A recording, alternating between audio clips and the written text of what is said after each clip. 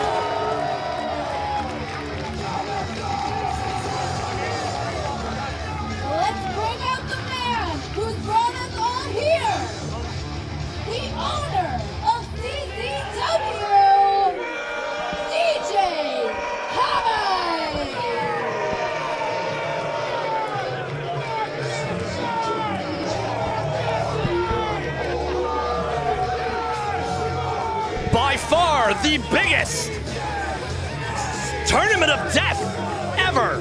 Welcome to CCW TOD 22 P-Pod. Scott Holiday. Scott Holiday. Ron Nemi will be joining us. And the man, the myth, the legend, the man holding it down, DJ Hyde. We are live here on IWTV. This is the first time ever we're able to bring you Tournament of Death live in your home. Here we go with the biggest Tournament of Death of all time. Goosebumps on top of goosebumps here tonight. A who's who, past, present, and future of deathmatch wrestling is here at TOD 22. We're going to send it back to the ring for a few words for our fearless leader, DJ Hyde.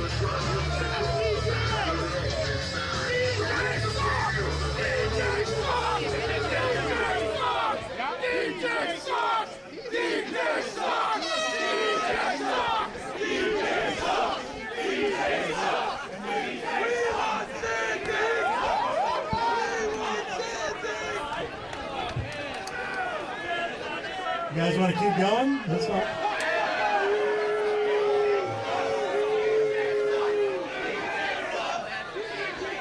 Your motherfucking swallows. Shut up, you stupid idiot.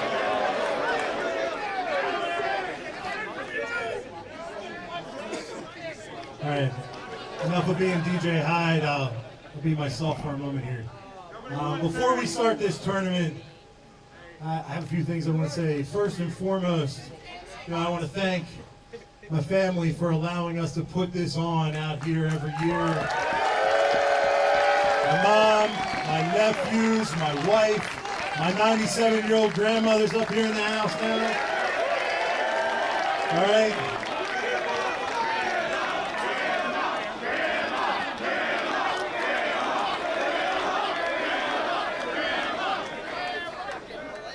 to be honest with you, with what they put up with and see out here, it is a lot, you know. So please take care of their property. Please throw out your trash. Please do all those wonderful things. Say hi to them. They're probably over there by the tractor somewhere. Yeah, they're my nephews and everybody. You know, my wife puts up with this. Fortunately, she can't be here, but I'm a lot to deal with, as you people already know. Second, though, I definitely want to thank a couple other people before we get started. Our good friends here at IWTV for being out here late last night, making this happen, being live today to you all around the world for the first time ever. Please, everybody here, everybody at home, IWTV is CZW's home. We've been working with them for 20 some years. Please support them. Go check out the shows, everything. Next but I want to say is we have 12 of the best talents in the world back there. Without them, without this CZW staff, the hard work, for the first time ever, we're doing the Tarp of Death, so it's going to be something very unique, and I can't do anything without them. But most of all, there is one thing I want to say, and who I want to thank, probably more than anybody, is all you crazy people who show up to the middle of nowhere in Townsend, Delaware. All right?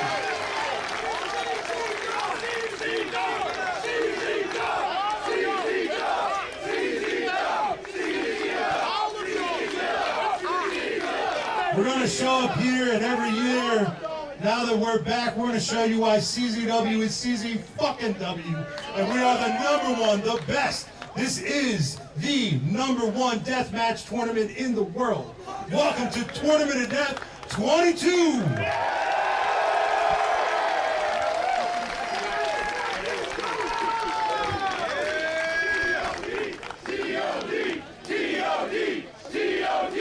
And now, ladies and gentlemen, let's all meet the combatants in Tournament of Death 22.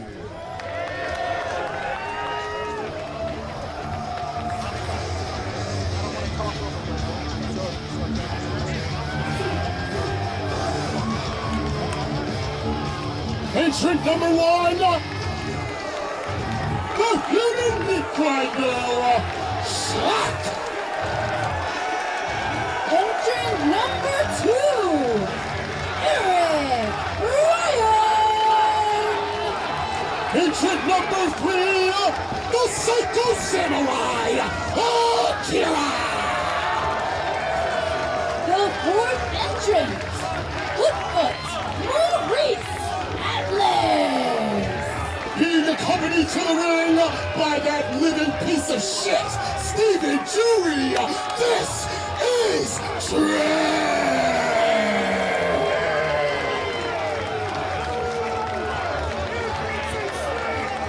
The next entrant, Tim Strange.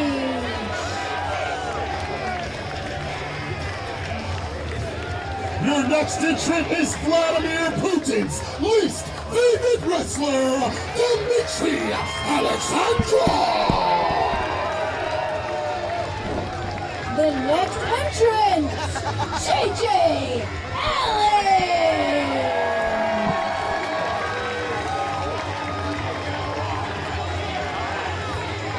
It's everyone's favorite aunt, the walking episode of Cops, Aunt Mickey Nichols!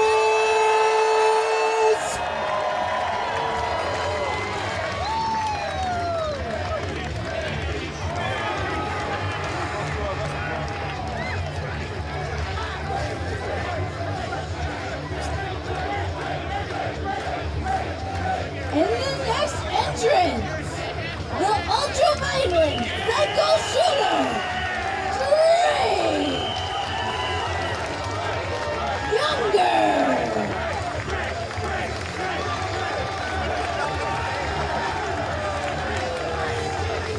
Your next entrant in the tournament, RSP, Ricky Shane Hayes!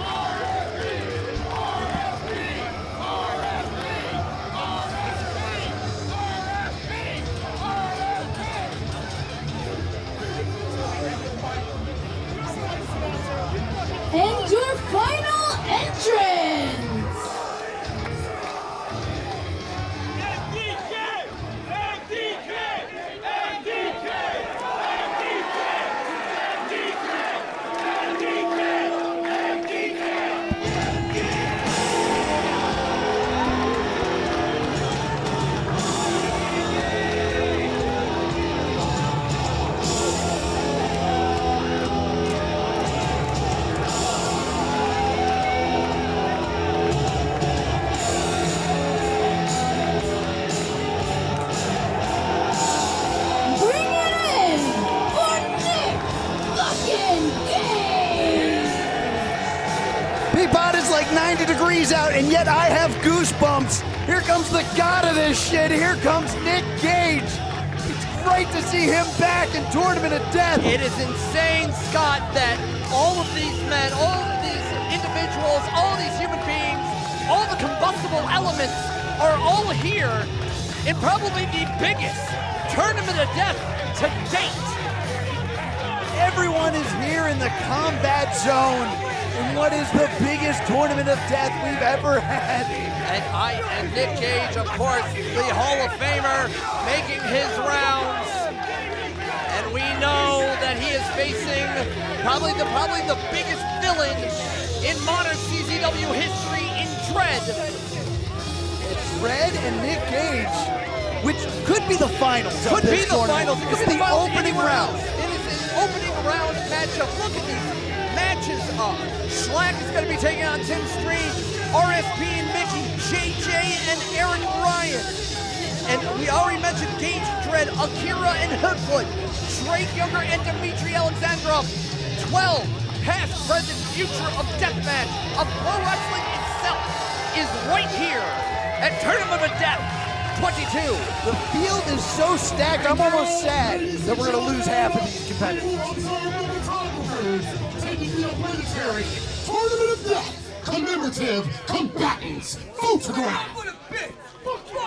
This is the strongest field I've ever seen for a Tournament of Death. And it looks like Dread and Gage not playing niceties. The tensions are already high. Ladies and gentlemen, give it up once again for new combatants at this year's Tournament of Death. Insane, Scott Holiday. Use that hashtag TournamentXXII on all social media and follow along. We are live on All IWTV. combatants to the backstage area. All CZW combatants to the backstage area. I can't wait a minute. DJ, get out of here. We are not even waiting. There's no niceties between these two men. We're just going to get started now? Do we have referees out here? We have, I don't know, this is just a slugfest right off the rip. We know how much Dread cannot stand for Gage. Dread wants to bury Gage. Dread claims to be the future. Here we go, Jimmy Deacon, and we got our official first round matchup. It is 4 corners of pain. We don't even have the weaponry. We don't have the accoutrement. We don't even have the fuckery out on ringside. Well, the corner of pain are arriving right now, but these two don't want to wait. These two hate each other. Dread thinks he is the future of ultraviolet wrestling. And one could argue he is the future of ultraviolet wrestling from coast to coast, making a name for himself for only just being his 3rd Tournament of Death, and he's about to run Gage right through that door to no cigar, and Gage just eats it like it was for breakfast. He didn't even feel him. He's inhuman. Gage is something else, obviously. One could argue, depending on how you look at it, this could be Gage's 12th TOD or the 10th TOD. You know, analytics aside, he is the Hall of Famer as Dread is going through all corners right off the bat. The pain has started early here. Handfuls of tubes. The glass already starting to rain over the skull of Dread. We know how hungry Dread wants to win Tournament of Death. He is probably, again, the most hated man in CZW. Probably the most hated man, especially with his legal representative, Judge No More. It's only the man, Dread, with Stephen Jury at ringside. But Gage, we already know what Gage is capable of. We already know the history of Nick Gage. Probably the biggest deathmatch wrestler in the nation. Hell, maybe even the world. I mean, he's won 2 of these already. Absolutely. If you ask Dread will say that he won last year. He did not. He lost to Mickey Knuckles. Correct. But he believes he is the uncrowned winner of Tournament of Death. As Dredd eating some tubes right off that, and there's a bundle right to the face, and Nick Gage just unfazed by everything. But look how difficult it is to take Dredd off his feet. Oh, yeah. He takes all this abuse, but stays standing. But it seems like Gage maybe a little bit too busy talking about some of the people at ringside. You hear the online chatter. Let's not be frank. We know what the arguments, what are the talks about Nick Gage is right now. You know, maybe some could argue that Nick Gage should be stepping aside from everything and let men like Dredd take over. Well, right now, Dredd is eating that chair as a fan holds him in place. Oh, there are fans beyond fans. There has to be at least 500 people here in Delaware on the Hyde compound. The front row is gang certified. Look at the blood left on that chair.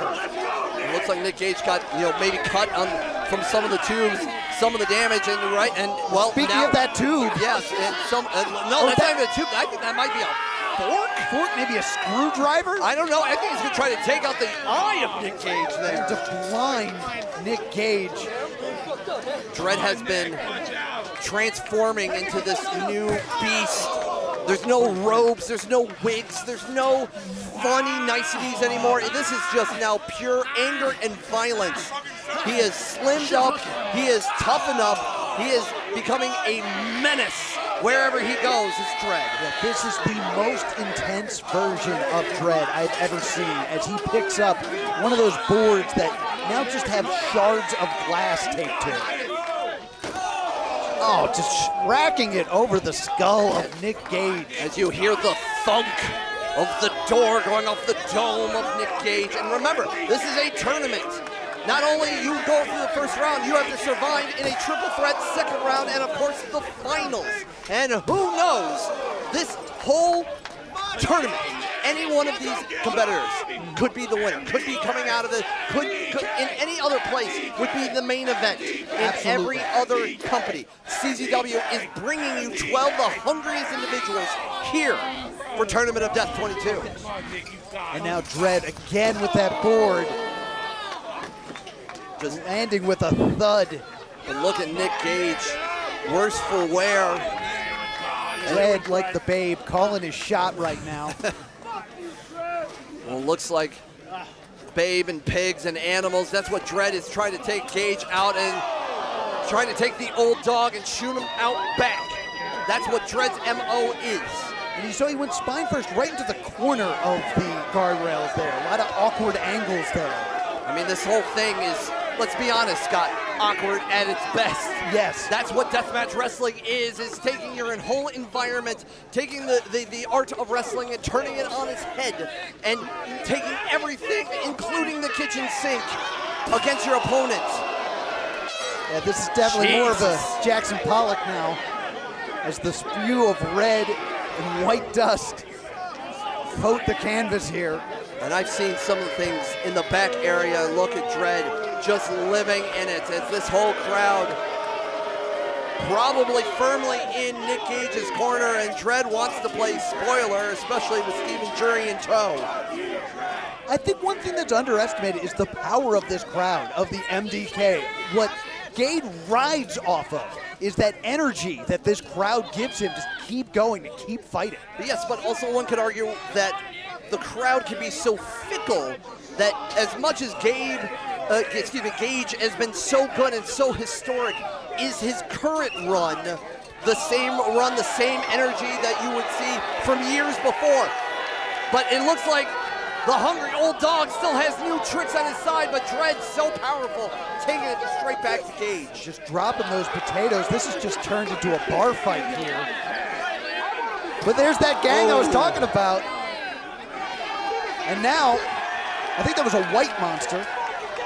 Good to know that we have to identify the different color monster. That's my job here, is to tell you what's happening. That's fair. So. I'm a ghost girl myself, but it's fine. CZW faithful coming alive as Dredd gets dumped back into the ring. There's nothing like live deathmatch wrestling. If you are here and you are rewatching this, thank you for being a part of it. If you are watching from home, still thank you for the support. You could be watching anything else. You chose CZW, and there's a reason you chose CZW. It's Tournament of Death, baby. Gage standing tall. He's so comfortable in this environment. He was in the first TOD, but now... And there's Steven Jury, always the X Factor in Dread's corner, with a DDT from the outside in, cracking on the back of the head. There we go. That cut into the cover. Only good for 2. Only 2 from referee Jimmy Deacon. The last TOD Nick Gage was in was TOD 14 in 2015. Yes. He has not been here for over a decade in a TOD. Also, I was in the crowd many years ago when he had to be helicoptered out of this. The infamous incident of that Nick Gage was in Tournament of Death that literally physically died. And it did not stop him. And it did not stop him. Nick Gage is inhuman. Death does not stop Nick Gage. Can Dread be the Grim Reaper? Dread gets caught with the DDT. And now Gage trying to follow up, but I think he's rolling to the outside to get some sort of weapon from the MDK crew. Looking for some plunder. Oh, God. Nothing like a random fan giving you an unidentified object and go, hey, use this. Yeah, here's Lord knows what. Here's a bag of things. Oh, it's thumbtacks. Oh, why not? Sure. We got tax tubes, barbed wire. I saw a dude with a flamethrower, and I think he's making it rain on himself. Because he wants to send that message that you cannot hurt Nick Gage. Or maybe you can. The tax. Maybe you can hurt Nick Gage. Dread's gonna find out as those tacks right into the back of Nick Gage. What's dangerous though with a maneuver like that, the tacks also go into Dread, into the cover. Dread doesn't care. Clearly, look at him. Dread wants to put Gage away. It's also so hard to kick out with those tacks there. You have to push one shoulder deeper into the tacks to get the other one up. Look for the senton, nobody home. Just ate a bag full of tacks there, and it's all over. And as you mentioned, Holiday, it's all the tacks get in all the crevices of the skin and stick around, and then the needles still poke and prod you. Oh, just stomping him. in the face. Look at those tacks right protruding. Just embedded into the skull. Here comes Gage. Oh, the drop kick. Landing into those tacks, but he doesn't care. I mean, it's not enough energy to get behind that drop kick to break the tubes. I think Gage might be feeling it from all the struggles that Gage has been through. Here we go. Picture perfect drop kick there in the corner from Gage. Those tubes just exploded. Tacks, splash, driven into the flesh of Dread. But Nick having trouble capitalizing right here. That could be all. I hate this fucker. Dread wants nothing more to finally stamp his name in the history books as a TOD winner. I mean, I know how important that is for him. I know he says that he won last year, but the record books say differently. This is the year that he wants to finally win that crown as the winner of Tournament of Death, but a god stands in his way right now. Here we go, Gage now going with just a forearm to knock Dread out silly. I think Gage thinking about flying? Air Nick Gage. Ascending the turnbuckle. The second rope, this doesn't look good. And a senton from Gage. Caught all of it, hooks the leg. So close there, and only a 2 count.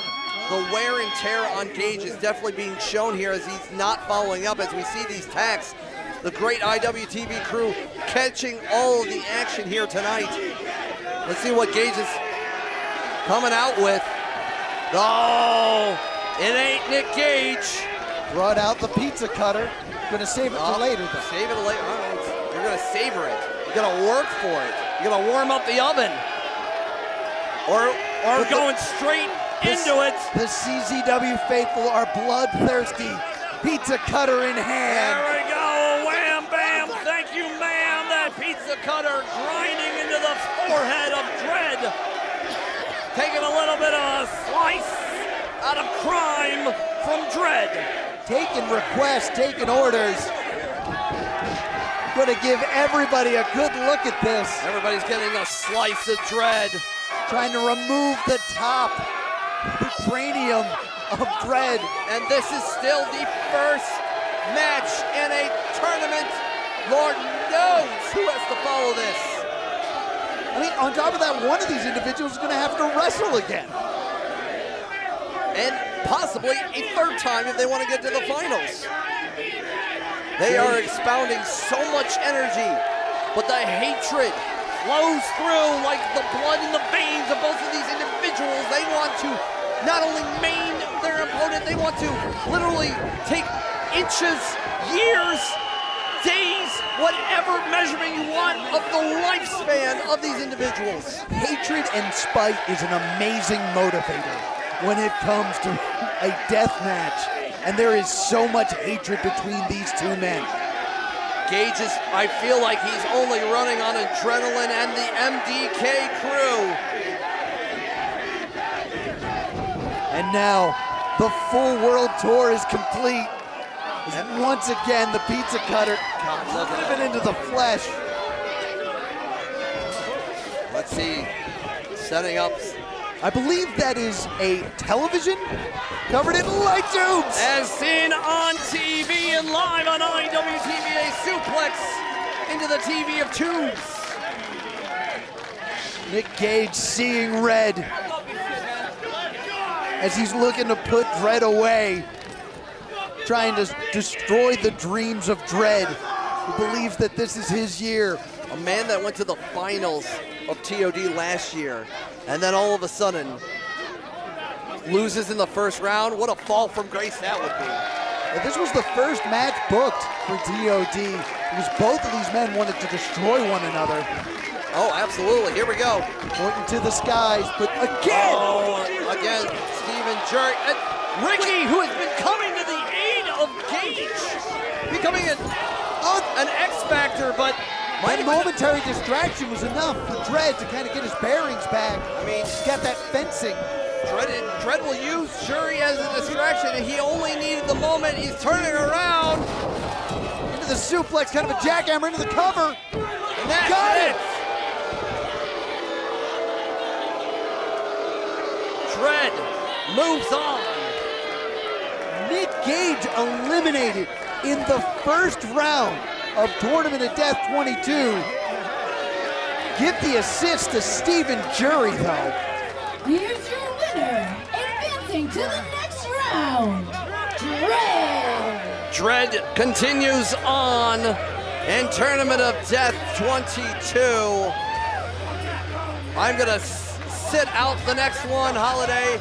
My good man, the hardcore giant Ron Nemi, will be joining you as we play a little do-si-do on commentary here at TOD 22. A little bit of musical chairs here, but in the ring still, one of the greatest competitors of Tournament of Death of all time, Nick Gage, fortunately eliminated in the first round here. I don't think anything was settled between Dread and Gage here today at Tournament of Death 22. No love lost between these two. What a bloodbath. Sitting back watching this circus. There's got to be 1,000 people here. Easily 1,000 people. It's already a bloodbath.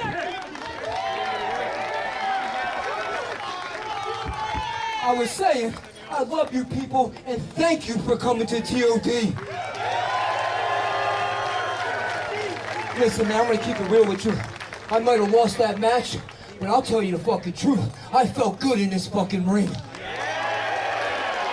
Now, I'm a wrestler's wrestler, so step one of making your shit back in this fucking ring is, first step, being comfortable and feeling good in this ring. And that's step one I already accomplished tonight. Step two is to win the fans over, and I already done that, because I love you people and your MDK all fucking day. And step three is win a motherfucking strap. And in this company, the one I fucking started, I started this TOD too, believe it or not. I'm gonna win a fucking strap in this company, I'm telling you that. I ain't going nowhere, and I feel good. That equals fucking championships in my fucking book. To the haters out there, listen to me close. Die slow, motherfuckers. If you're a little slow like me, here it goes again. Haters, die slow, motherfuckers. I'm bleeding to death right now, and I still don't care because I love you people. That's why I'm in the ring bleeding right now. I just want to say thank you, and it's MDK. All fucking day. Man, this is Tournament of Death. This means the world to me. So it's MDK. All fucking day. I love you people, and you fucking know that. The feelings are mutual, obviously, from the CZW fans. I talked to so many earlier today while I was walking around, and lots of fans back for the first time in a real long time. One guy, 25 years. Hell, that was the last time I was in CZW, was in 2000, managing the Shane brothers against the Haas brothers. And being back, especially for an event this big, that's a big fucking deal to me. I mean, it is great to have the CZW faithful here. Nick, leaving an impact in the minds and hearts of our fans here. Nick Gage, one of the greatest to ever set foot into a CZW ring, and telling us that he still has a lot left in the tank. He has made it his goal, he's made it his creed, that he is going to win a title here in CZW. He says he's here to stay, and exactly, he made the point very clear. So if you're a champion here in CZW, I'd be looking over my shoulders. How about that for a way to kick off TOD 22? You know, it reminds me of Rosario of TOD 8. The first TOD that was right here at the Ultra Island Underground in Markland Little Acres Ranch, and that event started off with Deranged versus the King Nick Gage.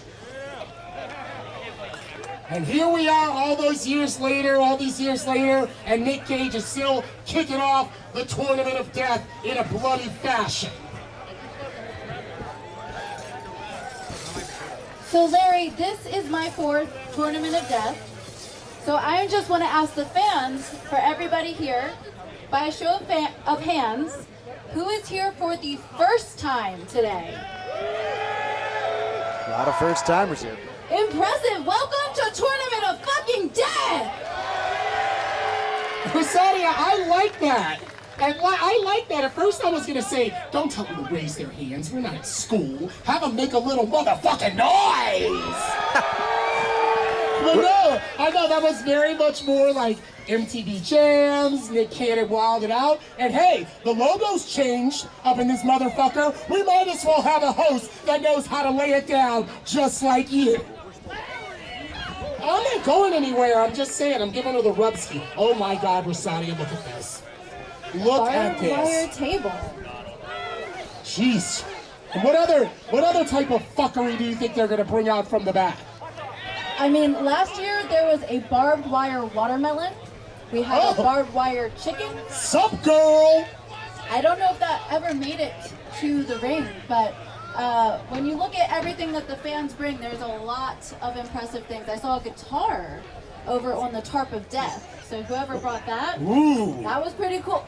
You brought that? Was it just a guitar, or was it a ultra-violent, fuckery-ridden guitar? That one. Okay, I'm starting okay, with everything, and it's going to hurt somebody if it is used. Well, I think that we're liable to see a lot of people get hurt here this afternoon. And hey, shout out the ring crew, okay? Shout out the ring crew at the Ultraviolent Underground. We got a long afternoon of action, and the individuals you see in there right now, they're going to keep the ball going strong and long and ultra-violent. And I just want to shout out our CZW ring crew for helping making TOD 22 a success. All right, Rosaria, you ready to do the other one, the next one? Yep, let's go. Do it.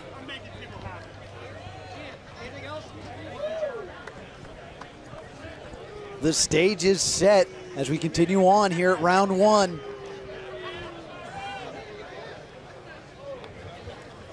The following match is an ultra-violent tables match scheduled for one fall. Just enough to make it real funny.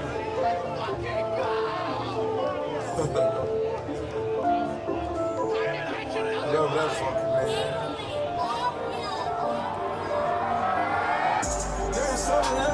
I'm excited for this one. One of the most violent to do it. Every time I see this man, I'm shocked at the amount of bloodshed that he's willing to cause and the willingness to lose just as much. Long overdue entry into Tournament of Death here. What an impact he can make. His way to the ring from Chicago, Illinois, weighing 230 pounds.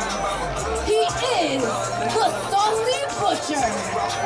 He is the mayor of Safety Town, the Black Rhino, Maurice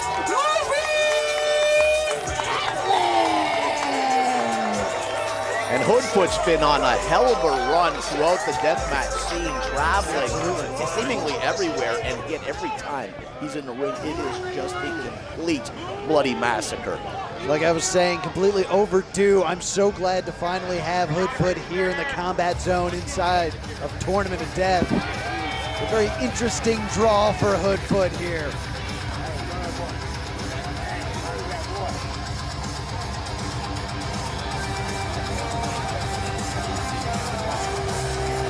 Oh, business is about to pick up, baby. Yes, here comes Akira.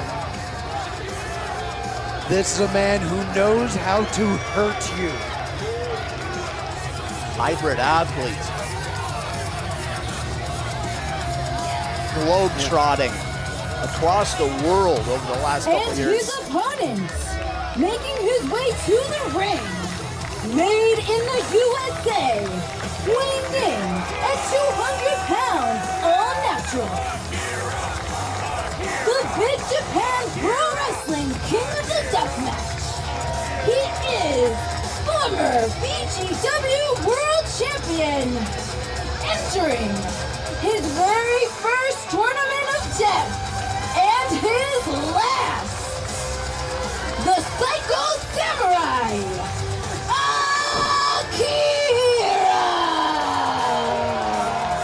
Akira, I think on his way to the ring, I saw him spit on a fan like he was a Dallas Cowboy. That isn't going to work here in the middle of absolutely nowhere, Delaware. Good luck getting off of this property. These people, they'll tear you from limb to limb. Absolutely. Akira, as you heard, this is his first Tournament of Death and also his last. Akira said that he is done with deathmatch tournaments, but he wants to leave with a bang. He wants to leave with that trophy. His accomplishments in Japan have been really shocking, and I've always been a big supporter of Akira, but when he went over there, I was thinking getting some seasoning, getting some, all of a sudden he's winning the Big Japan Championship. I mean, unbelievable. Yeah. We saw a bit of respect, but the moment the bell rings, that's all out the window. Akira with those strikes. Very talented striker is Akira. And Akira's starting to put on some size and really fill out. Still very young in his career. Oh, but with the punishment that he's taken as a deathmatch wrestler, it really accelerates. How many matches do you have left in you? Right. Akira is definitely has that in mind, that he's trying to preserve his body. This is his last deathmatch tournament. So you know he's going to go all out here tonight to leave with that trophy. Well, and if you're planning on leaving that part of your career in the past, you get in the ring with the Saucy Butcher himself. Are you a crazy person? I mean, I think you have to be a crazy person to enter Tournament of Death at all. I think you have to be a crazy person to be on this property today. Complete madness. So beautiful shoulder tackle. But the energy here is just unbelievable, and everyone's been partying. I think they woke up partying today. I know they woke up horny for wrestling. I can feel it. Yes, it's in the air. And now we have this ultra-violent tables. That doesn't mean that they're purple. They are covered in light tubes and barbed wire. That's a dangerous-looking situation. Hoodfoot telling him, hey, folks, pipe down, but Akira blocks. Took a little too much time here. Yeah, kind of telegraphed it. Grabs him by that gigantic skull. head of steam. Nice Leapfrog. leapfrog. Holding on to the ropes. Hey, he's been studying the tapes of Akira. I can tell. I have an eye for these things. With educated feet as Akira goes low, takes Hoodfoot off his feet. And what a beautiful drop kick right to the temple there. Love those. You bring up those educated feet. I have the opposite. I have flat feet, but hey, it got me 30% from the VA, so I'm not going to complain. Akira getting some boos from the crowd for wrestling here at Tournament of Death. Look who he's in there with. Everybody loves the mayor. That's very true. And trying to introduce him into that barbed wire table. Yeah, that wasn't going to be the most cordial of introductions either. Going to send Akira in, but Luke's struggling. The upper body strength of Akira, again, I've been saying, you could tell he's spending a hell of a lot of time in the gym. I think they might have been putting something in the water over in Japan, too, because, you know. It turned a bit into a sumo fight there. Drop kick into the table. Hoodfoot wrapped up in that barbed wire. You see that barbed wire is actually very loose, which means it can grab into your flesh even easier. It's hard to get out of that. That's the last thing I want. I don't like barbed wire. I've made it very clear how much I hate barbed wire. If I come across a cow pasture, I turn around and go the other way. I don't even want to be close to it. I got bad news for you then. You might be in the wrong place as Akira now flies into that barbed wire. Hoodfoot out of the way. But the padding we have between the ring, all of these mental patients, and us, I feel I should be safe. Don't let your guard down for a moment. You never know what will happen here at TOD as Hoodfoot makes his way back to his feet, trying to send Akira through the table. Using his weight and sending Akira in. Again, you got the barbed wire just ripping at the flesh. Going into it is a very painful situation, but then you have to pull your body out of it. You have to rip your flesh off of that barbed wire. That's the part I hate so much, is watching when it hooks in there good and it's pulling. Yes. Like a scene from Hellraiser. And you can see Hoodfoot threw Akira through that table, but Hoodfoot came up bleeding. That's how unpredictable that barbed wire can be. Yeah, there's no guessing. I always hate the gusset plates. Oh, no. And those barbed wire, because again, he's very, very parched, but that's not how you're going to sate your thirst. Come on, Akira, you know better. This in there with a white claw. There are no walls here in CZW. Dropping the knee right to the spine. That's the thing about Akira as he enters this. He can hit you with these strikes. He's got those educated feet. He doesn't need a weapon to knock you out. Yeah, and again, his own body is a weapon. Exactly. But he's shown in the past that when it comes to, look at the size of this crowd. Are you kidding me? In the middle of a farm here in Delaware. I can't even believe it. My first time being here, and I've been so excited. It's also interesting to think this is just a fraction of the people watching, because we are live on IWTV. Oh, nice. It's always nice to be back on IWTV. Very close personal friends of mine. There's something about my angelic voice that they sweeten, they soften. It goes out to the people in its purest of forms.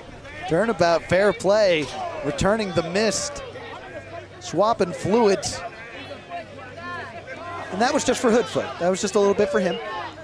It's good that this crowd can share, you know? Yeah, again, but you see it's like alcohol abuse. You put it in your mouth and then you spit it out. That's not going to give you the effect you're looking for when you're drinking alcohol. You're abusing the alcohol exactly. at that point. We have another table set up outside here. And I think it's just covered in the leaves from outside. Ultra-violent leaves, I'll have you know. That's true. They are dry and crinkly. You can see the wounds of war starting to coat the back of Akira there. Well, just the scars from previous matches and wars, and the fans they're always so accommodating here in CZW. Do you want a cheese grater? Here you go. I believe that was some Fireball. Fireball? The liquid, not the fire. Now, they've never been that generous when it comes to giving away their liquor, because they're usually drinking it as fast and irresponsibly as possible. And now look at the state of that chair. Just gets tossed, hits Hoodfoot, but powers up. That's usually not what you mean by blowing a fireball in someone's face, but hey, it works. Get that in your eyes. I did that once. Totally different story that I can't get into here, but you can imagine. I couldn't see it was like 2 hours. Kept partying, but I couldn't see while I was doing it. I'm not even sure who I was with. Oh, wait a minute. Locked and loaded. Akira fighting back so he doesn't have to eat that staple gun. And Another spray to the face. I didn't even see him drink anything. A lot of spitting going on in this match. The sidewalks in Ishpeming, Michigan used to say if you expect to rate, do not expect to rate on the sidewalk. They'd be horrified at what's going on here. I'm horrified by what's going on here. Look at the angle of the fingers there. Nasty. I think Akira's going to try to attach Hoodfoot to this table, going for the webbings of the fingers. He's stapling his hit. And now, no. Stapling, oh, immediately just pulled, just ripping his lips. And now, a free tip. That tongue, I burnt my tongue once on a Tino's pizza. The sauce under the cheese was way hotter than I anticipated. Have you ever had that happen? I mean, maybe you can talk to Hoodfoot and you can compare scars after this. That tongue. Akira getting a big, just kicking the table out, ripping the staples, attaching Hoodfoot to the table. No regard whatsoever for each other's bodies or the strongest muscle in the body, which, as you know, is the tongue. Taking all kinds of abuse. The people at inside, you'd expect to see horror or completely distraught. They look like some of them, I think, they may be aroused. Yep, they are. Well, you can tell. Speaking of something stiff, those skewers being driven in. Akira came armed with skewers. Stabbing him. He had no plans whatsoever to use those to make shish kebabs the entire time. I can tell. This was premeditated. It's a Hoodfoot kebab. And look at it again in total control and still, not again. Looked like he's trying to go again through the webbings of the fingers. No, biting him. I mean, Hoodfoot trying to do anything to get out of this situation. He just had his shish kebab deal stuck into his head, into his arm, his back. And Hoodfoot, he'll pay the ultimate price when it comes to an opportunity as big as this, but he does it, I'm going to say it and make it, he don't want to be shish kebab. No. Well, nobody it's too late wants to be a human pincushion. And now Hoodfoot wisely trying to roll back out of the ring. Hey, very methodical in his approach. He's not in a hurry. He's got a game plan and he's sticking to it, which included sticking sharp objects into his opponent's head and hands. If he starts working on the webbing of his feet, I'm going to walk into the woods over there, never to be seen again. This is not a good place to be lost. And now, if you notice here, though, Akira, it looks like he is looking at that wound of the skewers and targeting it with those kicks. Yeah, like it's a bullseye. And it kind of is. It is a bullseye, but now Hoodfoot with control. Not liking this. No, what's he got in mind? Look at the power. Hoodfoot now turns around into Hurricane Rana through the table. I don't think I need to say this, but no pads outside the ring here at Tournament of Death. Nothing but earth. Last thing I expected was that reversal of fortunes by Akira, sending the Saucy Butcher careening through that table. I mean, I think Akira might be one of the most unpredictable people in this tournament. I don't know what that's supposed to mean. But it's what, again, when you're a hybrid athlete like Akira, what's he going to come at you with? Is he going to come at pure wrestling? Is he going to use the weapons?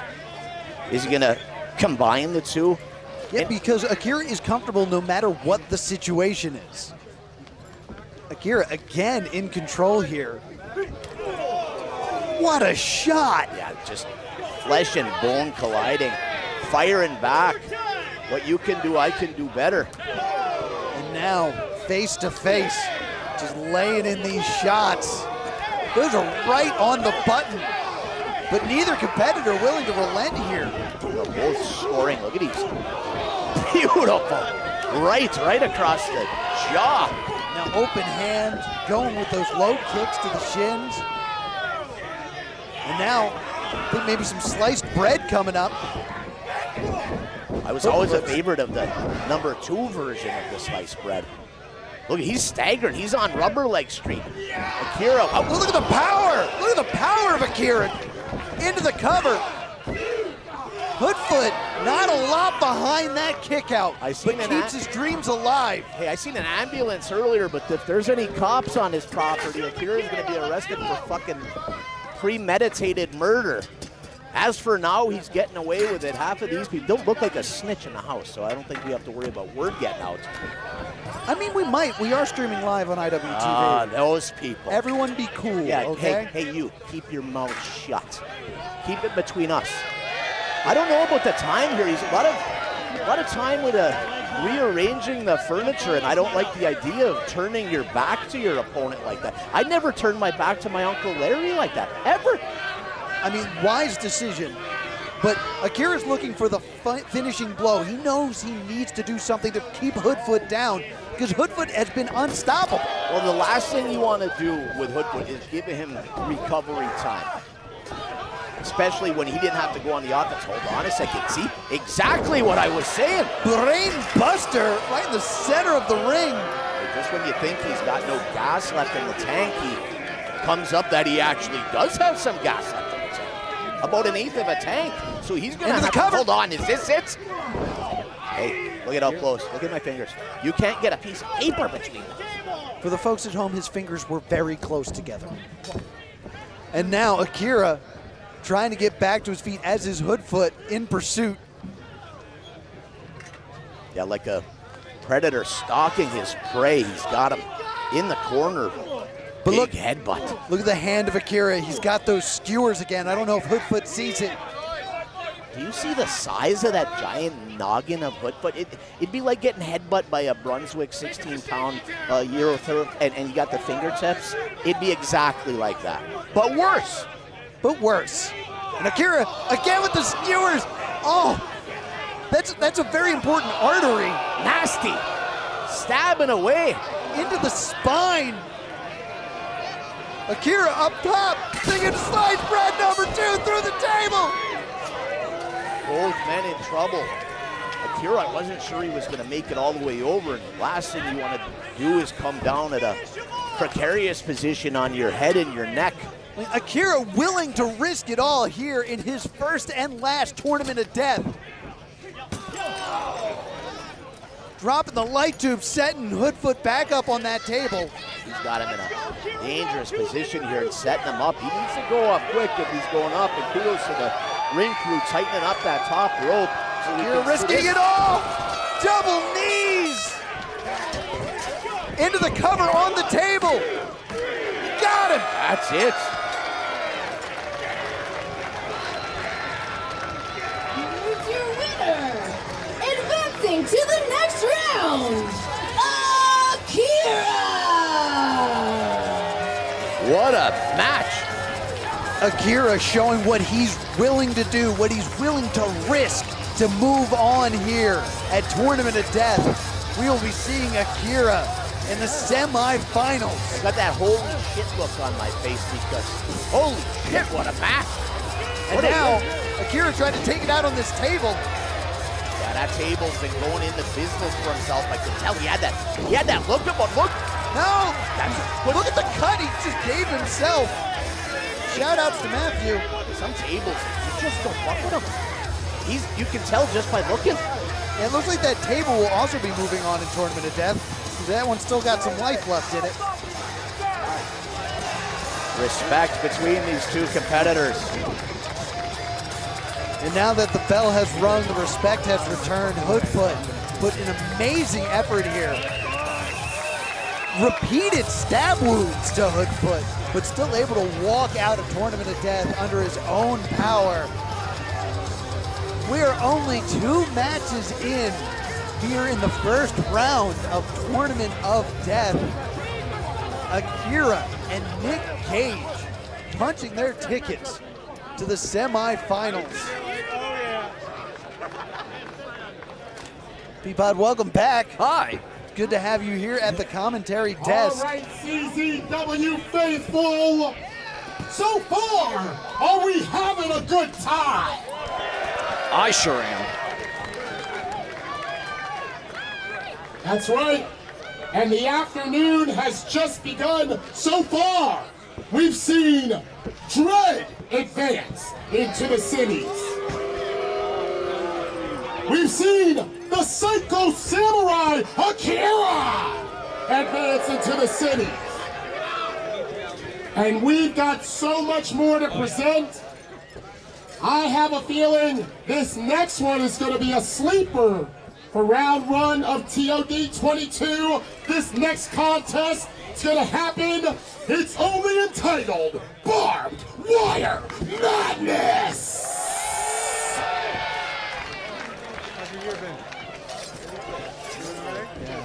Trying to clear the ring of debris so we can fill it with barbed wire. It is a barbed wire madness match.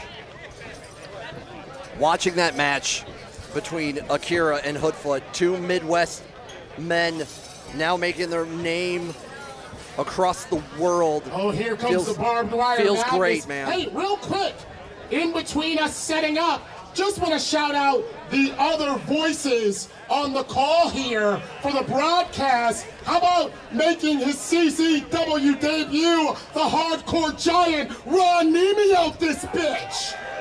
What a guy. I was just sitting what a next to man. him. That's right, and that's not all. Also making their Combat Zone Wrestling debut all the way from the Midwest, my ace Boone, Chris Peapod, on the call today. That's you. That's me. It's you. I only got some woos. And I would be remiss if I did not mention our very own Oh, man. Craig. Craig. Who the fuck is Craig? Shout out to Craig. Who the fuck's Craig? What the fuck? The standard announcer for CZW. Stand up, Craig, and wait. Who the fuck is Craig? I'm sorry, my bad. My Noah. Noah. No. Scott Holiday. It's Scott Holiday, ladies and gentlemen. I don't know what I'm talking about, but it's about to be barbed wire madness right here in Tournament of Death 22. I'm leaving. I'm out sorry. here. I'm sorry. I'm out here.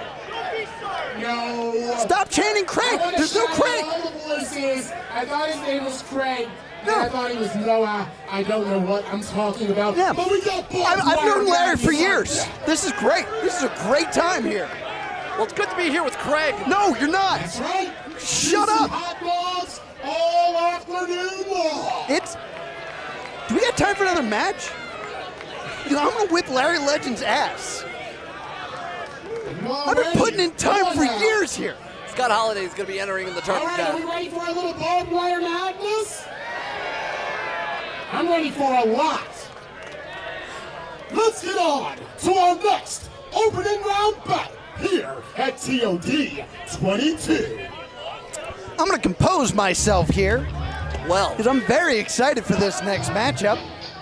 a man that is returning to Tournament of Death, returning to CZW in over 10 years, the king of the hybrid wrestlers, a CZW Hall of Famer, a former junior tag ultraviolet underground heavyweight champion. It's the Psycho Shooter, Drake Younger. The single most winningest individual here in the Combat Zone. The prodigal son has returned. Here comes Drake Younger. He has done it all here in CZW, and now he plans to win the biggest Tournament of Death of all time. He's out amongst the CZW faithful. The men stared death in the face and said, not today.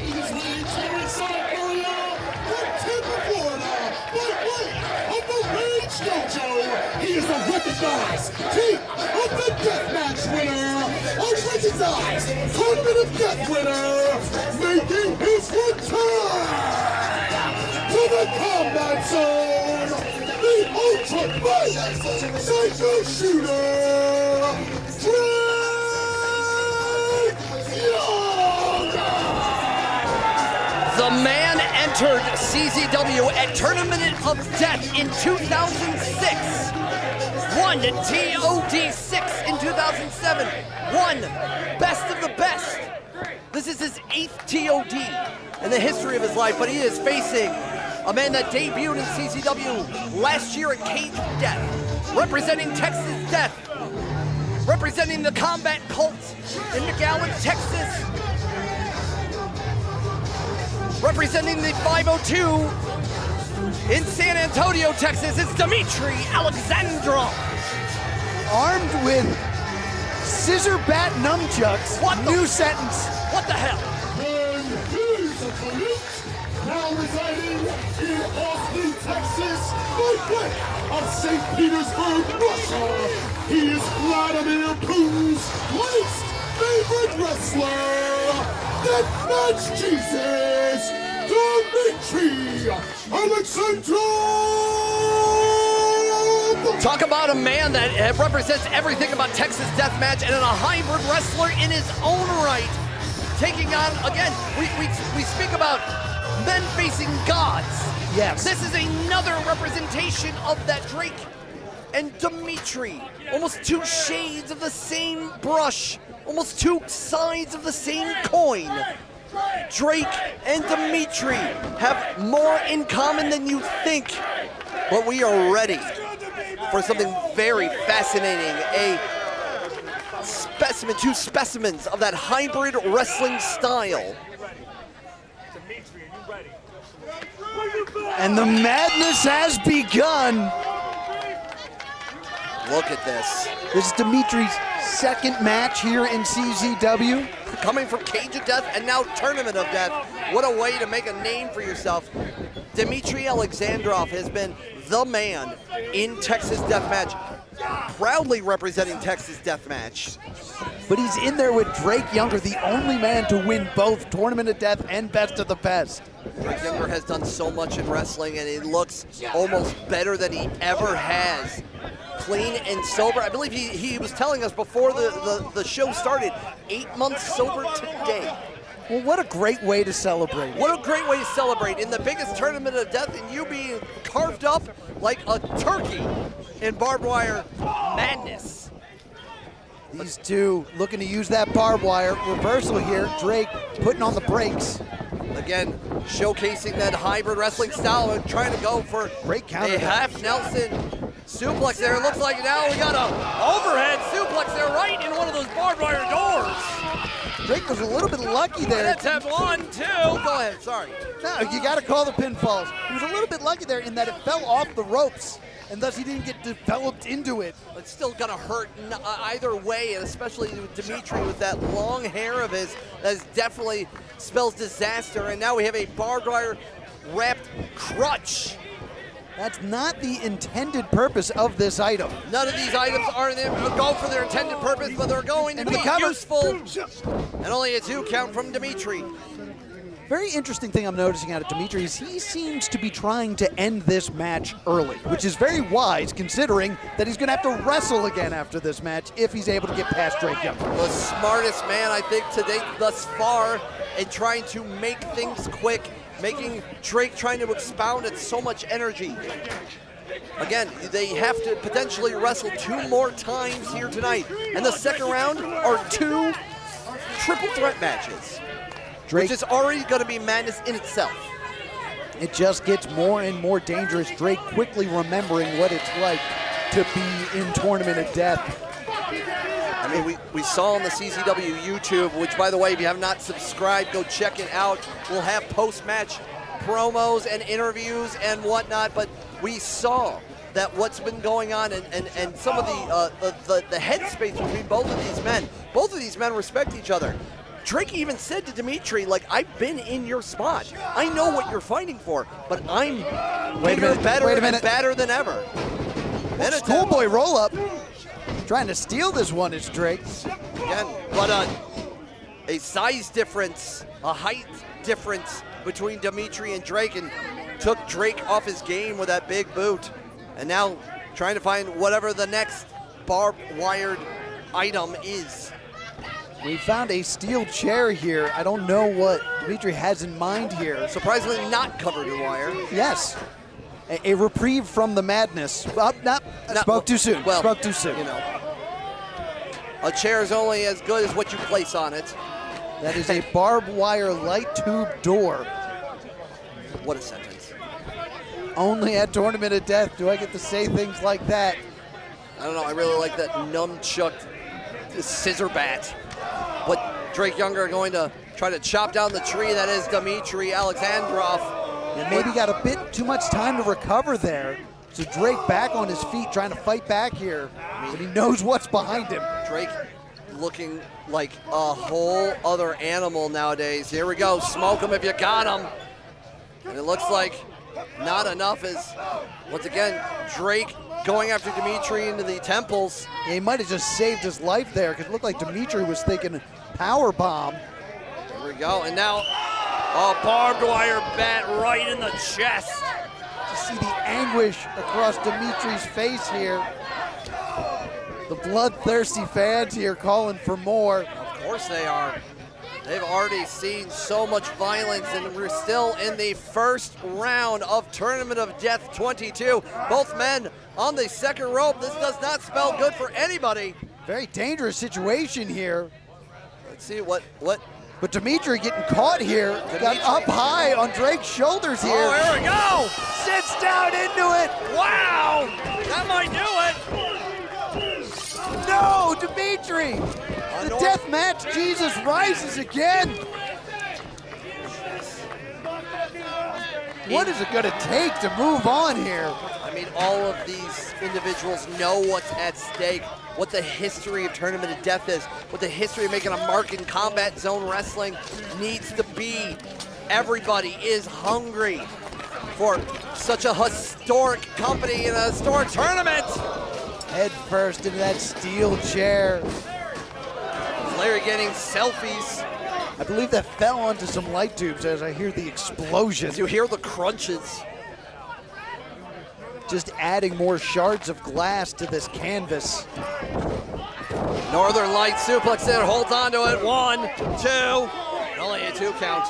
Able to get the shoulder up. He was pinned, he was caught up in that barbed wire of the crutch as well, holding his shoulders down. What's great about both of these individuals, they're not just your stereotypical quote-unquote hack and slashers. They will emulate all of the weaponry, all of the violence within wrestling itself, which is already inherently violent, and weakening the shoulders there. Probably going for that Drake's landing, the version of the vertebraker from Drake Younger, and that's the best way of weakening your opponent there.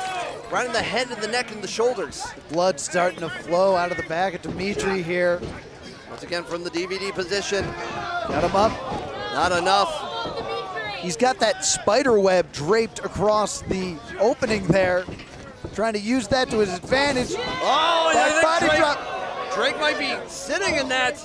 That is just eerily placed between the barricade and the ring. Fighting back and forth.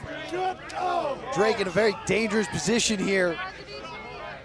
But that's where he feels most comfortable. I think he's thinking vertical suplex to the outside. Probably gonna happen, here we go! Destroying his own body as they come crashing down to earth through the barbed wire spider web.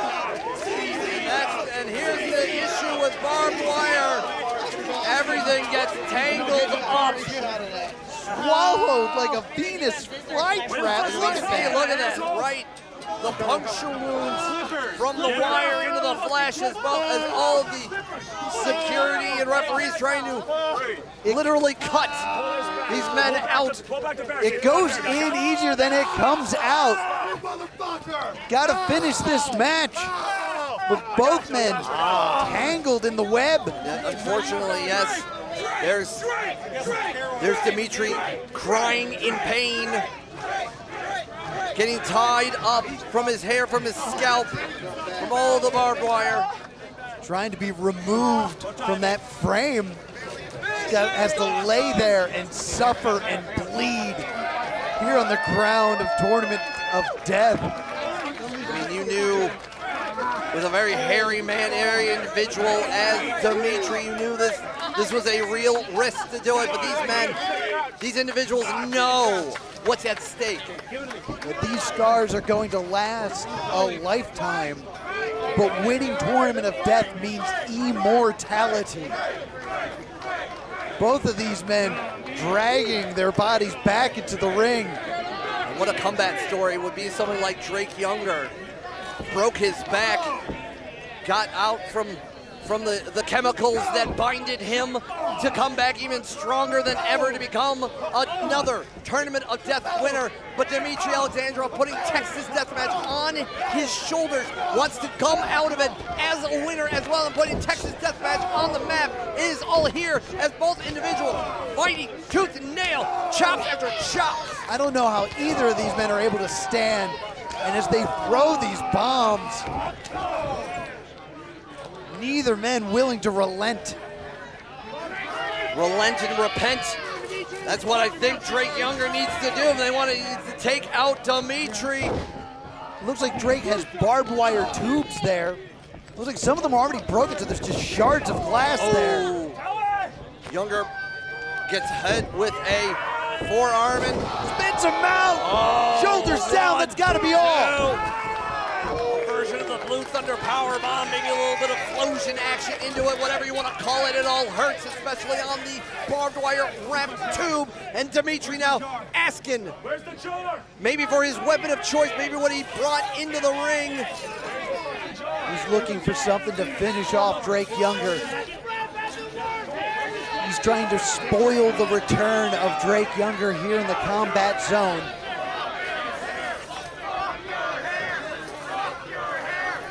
What is it going to take? And I think he's calling for that, once again, that barbed wire wrapped crutch. And if it was up to Dmitry, I think Younger might be leaving here in those crutches. And there it is, the nunchuck scissor bat. Just carving up the flesh forehead of Drake Younger. Dmitry as a blessing, as a prayer for Drake Younger. Every match, I feel like I see something that I've never seen before. I think someone's trying to give Dmitry his coat.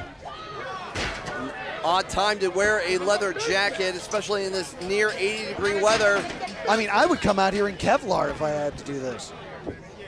Stacking up the chairs, adding some of that barbed wire madness to the stack.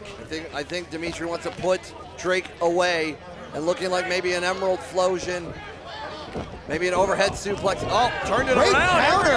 One, push the legs. Two. Like a bear trap, snaps off. Shot to the midsection. But wait a minute, now it's Drake.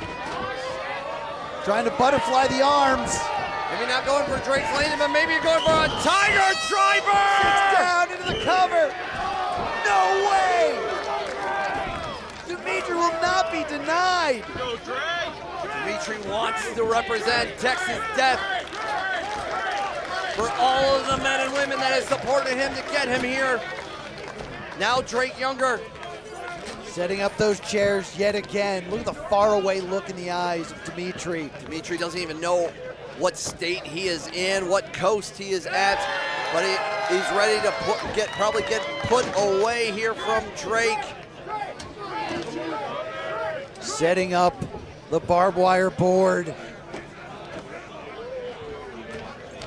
Dmitry struggling to get back to his feet.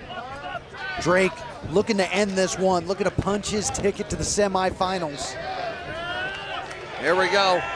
Setting things up for the Drake's landing. Turns it around. Can he lift him up? He got him. Great counter there by Dmitry.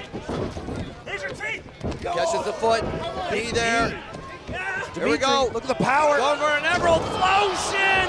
The board does not break. On that injured back of Hooks the Younger. leg. Drake Younger kicks out.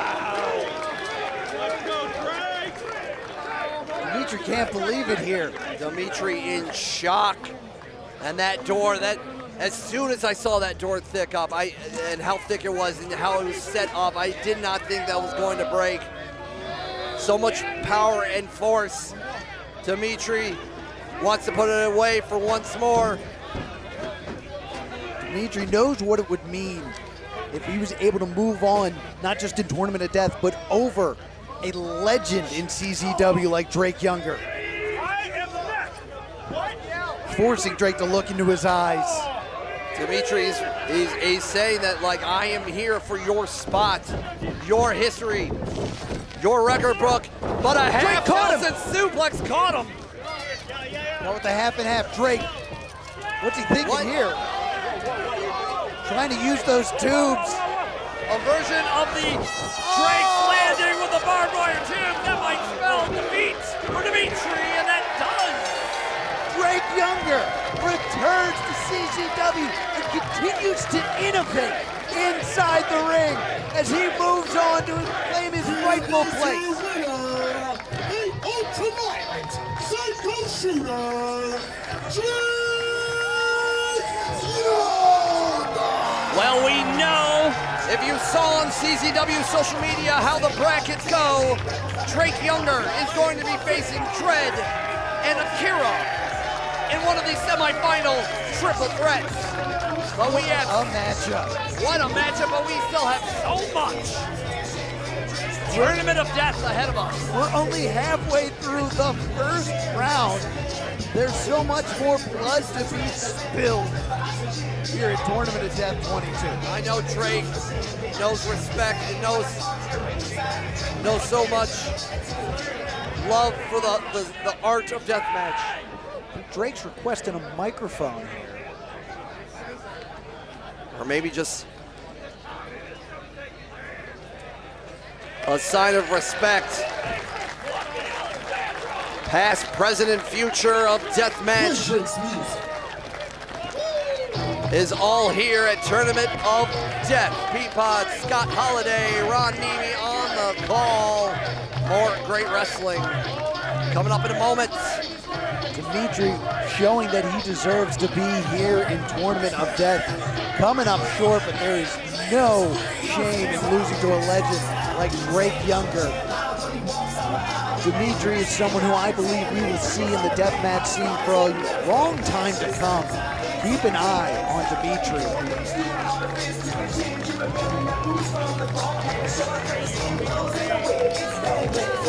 What a match. A couple warriors. Absolutely. Truly barbed wire madness. As we move on now, the first round continues here. Ron, who do you got here in Tournament of Death? It's almost like a flip of coin. I mean, you got guys like Schlack, you got Eric Ryan, RSP. This is an elite level field. Yeah. Give me a 12-sided coin, please. Yeah. Panes of Glass match coming up. I was looking forward to this one. A Panes of Glass match. And by the looks of the heavens, this might be a Pain in the Rain glass match. Even better. Yeah. Some people like it wet. I like it dry. Very. But I can't ignore the crazy visions of me in LA. And I heard that there's a special place where boys and girls can all be queens every single day. I'm having wicked dreams of leaving Tennessee. Here's Santa Monica, I swear it's calling me. Won't make my mama proud, it's gonna cause a scene. She sees her baby girl, I know she's gonna scream. God, what have you done? You're a big bony girl, and you dance at the club. Oh mama, I'm just having fun on the stage in my heels. It's where I belong, down at the Big Pony Club. I'm gonna keep on dancing at the Big Pony Club. I'm gonna keep on dancing down in West Hollywood. I'm gonna get right to it, Mickey. How have we never, ever been in the ring together? How? Let me ask you one question. What happened to you? What happened to the girl that debuted at King of the Deathmatch 2003? What happened to that bad bitch that got in the ring with every bad motherfucker there is? You know what I see now? I see an aging woman, insecure, and thinks she's got to take her old ass out to get over. You're better than that, Mickey. I know you are. Tournament of Death 22. The biggest, the best deathmatch tournament in the country. 2 legends. First round.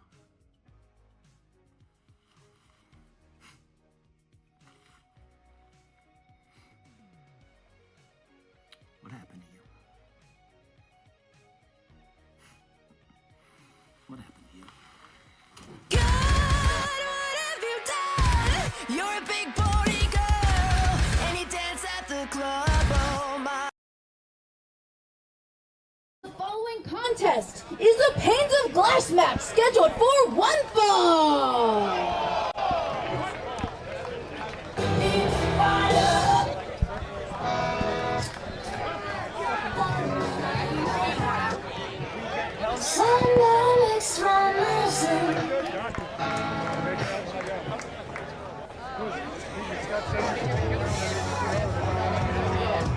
Playing all the greatest hits of Mickey Knuckles here.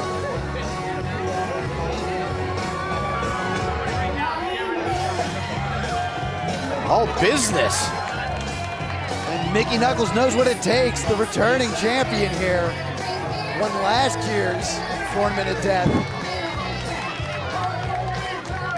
Making her way to the ring, she is the man from Nantucket. She is everybody's favorite aunt. And in walking episode of Cops, she is the winner of 10 deathmatch tournaments. And she is your CZW TOD 21 winner, Mickey fucking Knuckles! Been a while since I've seen those Mickey Knuckles tights. Look at a reaction to one of the most beloved wrestlers in all of deathmatch wrestling. Absolute legend in the world of deathmatch wrestling. An absolute legend in the world of professional wrestling is Mickey Knuckles. But this is a first-time matchup here. Ricky Shane Page once again here in Tournament of Death. Feeling pretty good about his chances here today, and you can see the confidence. Grizzled veteran. Recognized worldwide as one of the best to do it. Making his way to the ring from Sandusky, Ohio, RSP, Ricky Shane Page. RSP has meant so much to the Combat Zone, and now he is back. He wants to make the Combat Zone stronger. He wants to make more eyes on CZW. And he starts that journey now in Tournament of Death as he looks across the ring at Mickey Knuckles. And you can see the influence. Just the field here in this tournament tells the story exactly. RSP just beefing things up here. So much experience in the world of deathmatch between these two individuals, you could fill a book with it. As a matter of fact, Mickey Knuckles wrote one. Fans have been rallying behind that and buying the book, and if you haven't, what are you waiting for? But first time ever, kind of hard to believe with how long both of these two have been around. Yeah, the roads never crossed between these two until right now here at Tournament of Death 22. Panes of Glass. RSP also a winner of the Tournament of Death 15. And again, taking this very seriously. And you could see when he came out, there's got that amused look on his face. You know, it's just, some would say cocky, but to me it just looks amused. And it's been so long since we've seen RSP in one of these tournaments. It's a familiar feeling, a feeling that he's missed. not getting the reception that I think he imagined here at Tournament of Death. But that's why Mickey's everyone's favorite act. The entire RSP is a few people's favorite act. Yeah, the whole fan base here getting completely behind Mickey, and I think that's just one of those things too that motivates a guy like RSP. That I do have to agree with.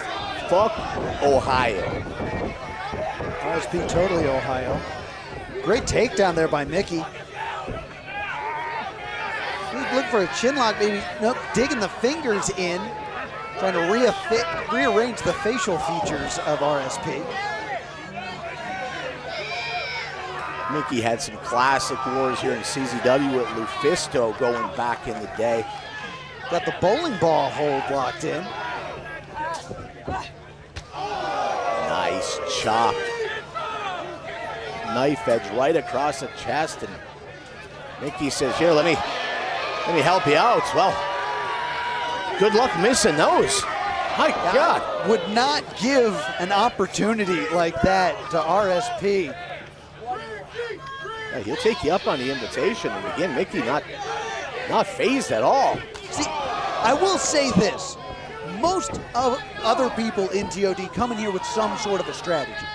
Mickey Knuckles' strategy is to get punched in the face and figure it out on the fly. And it's worked out for her in the past as shards of glass shatter all over the ring. Ricky Champagne is the first to taste the glass. Glass explosion, shattering everywhere, and the fans just thrilled. And gonna feed it to RSP. Oh! Smashed right across the face with a mouthful of glass. Just spitting shards. That's not good for your digestion. Not at all. Mickey again, not done punishing. The leather of that boot right on the top of the head of RSP. You can see big wound in the back of the head of RSP already starting to form, already starting to puddle. RSP with nowhere to go.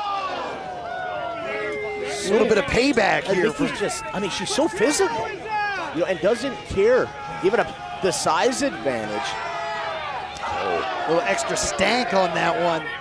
A little bit of sauce applied. Nailing RSP, who's bleeding in there, and he's so dangerous. Again, you got to wonder a lot of times, is he setting a trap here? Well, it's important to remember that while this is a first-time matchup, these two do know each other very well. So it's not like they're strangers to one another. They know each other's style. They know what to expect. It's RSP trying to fight back here. As a former CZW world champion, multi-time tag and heavyweight champ, I'm not sure if there's any belts that he hasn't held in CZW. He helped put and keep them on the map worldwide during his entire stay in CZW. And again, to see him back here, it's a lot of the other elite level athletes, they're starting to flock. They know it's time to come here.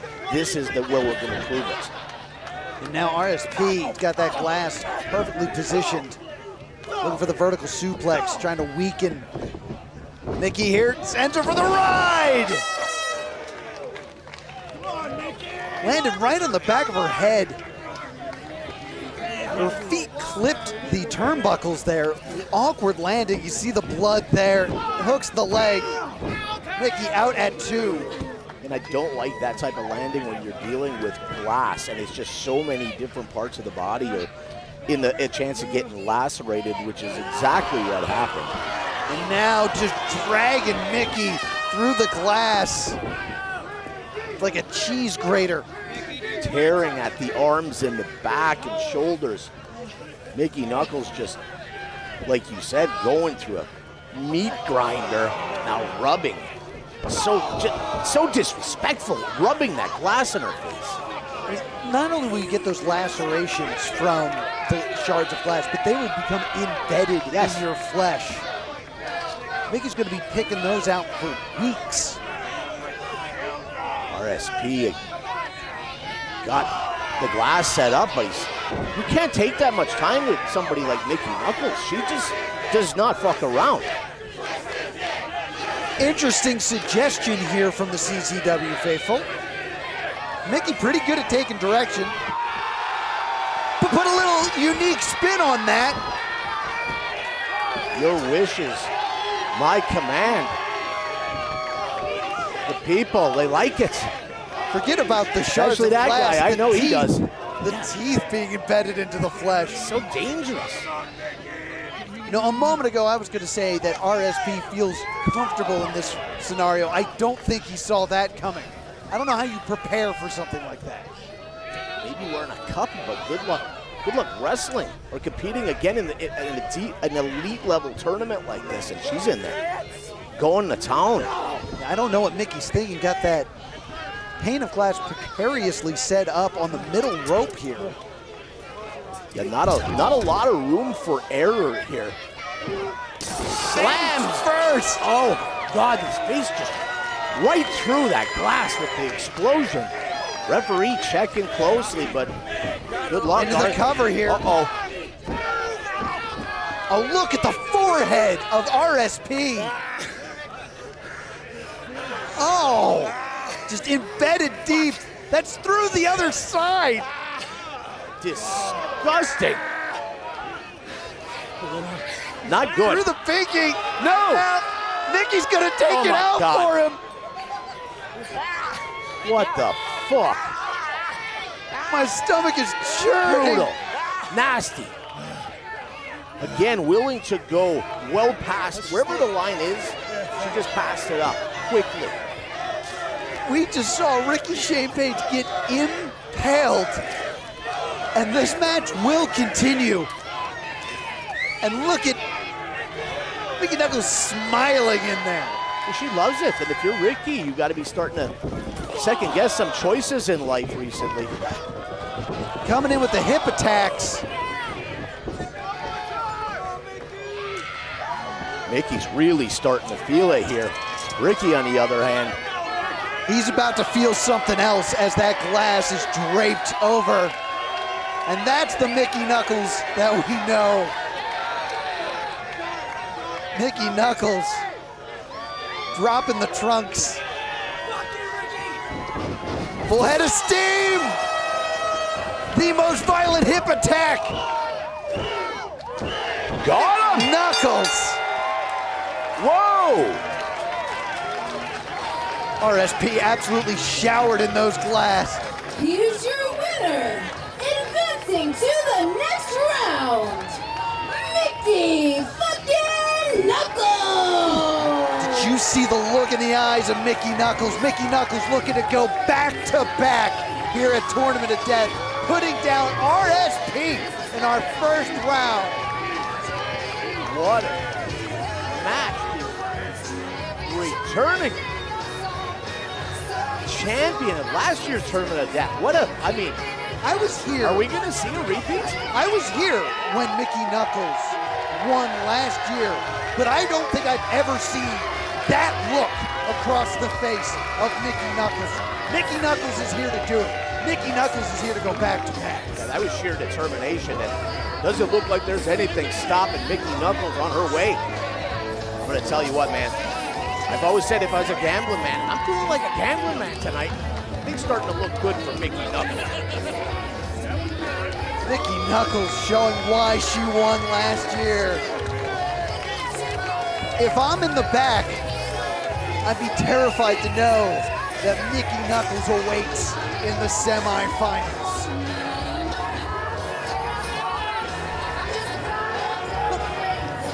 Again, great sharing going on here in CCW. On just living up to the hype would be the understatement. What a just unbelievable tournament this has been so far.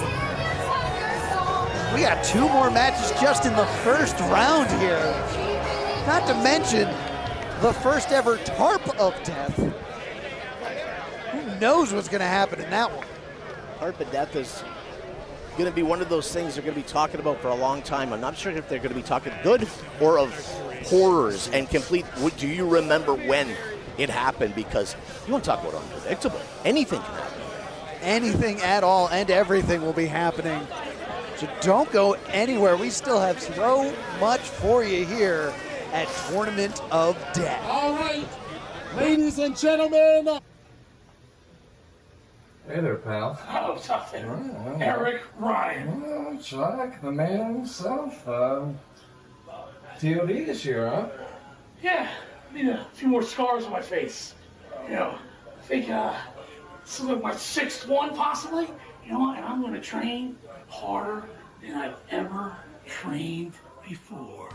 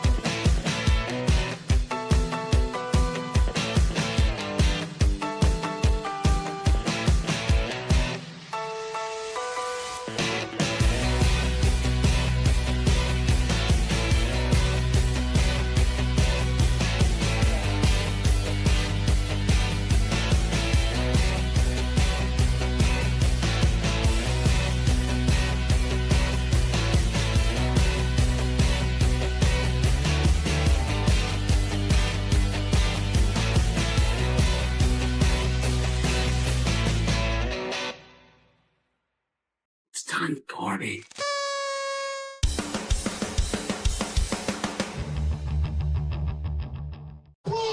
Deathmatch.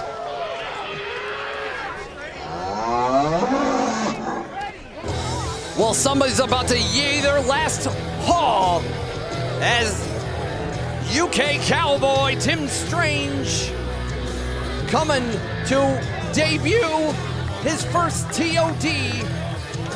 Peapod, Ron Nemi, back in the saddle. Ron, we're here at Tournament of Death. Unbelievable. Unbelievable. It has been completely insane so far, and looks like they're going to push the envelope even further here. Talk about stipulations that I personally just can't even stand the thought of, but you put two of the most violent. His way into the ring, making his Combat Zone Wrestling debut from the Lone Star Ranch in the UK, standing at 6'6", weighing at 420 pounds. He is the Hardcore Hoss Tim Strange. What a specimen Tim Strange has been. And while making a name for himself not only in the UK, but his excursions here to the US, no stranger to the US deathmatch scene and his brother in arms in the UK, Big F and Joe. Could we see another Brit win Tournament of Death? The sheer size of Tim Strange, Docky. My first time seeing him, but you want to talk about having your hands full. Tim Strange, good luck, brother. He's about to face a whole other animal. One that Ron and I have many experiences with, but in CZW is about to push it to the limit, is about to get ready to party. His 5th TOD, multiple-time deathmatch tournament winner, the human meat grinder, a figure in CZW since 2016. This first time ever Hoss fight is ready. The suspense is killing me here at Tournament of Death 22, and here comes the party.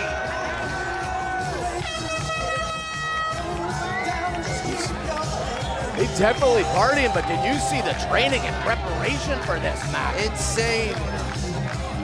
What a specimen Schlack is. I don't even think he's a real person. He feels like somebody's bad drug trip come to life. But that is Schlack, unpredictable and always violent. And his opponent, making his way into the ring Schitt's Creek, he is public animal #1, no God, only Party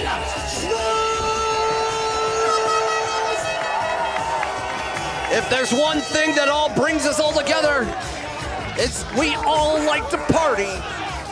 And Schlack is going to be the emulation of that party here at Tournament of Death 22. He partied all the way to the ring. That's a long way to go, but so much partying. Have you ever tried the party with Schlack? No. Don't. I don't recommend it. Fuck no. That's a hard fuck no. I am not. Look at the size that Schlack has given up. This man is... It's not every day that you see somebody like Schlack, Ron, look minuscule compared to the hardcore hoss of Tim Strange.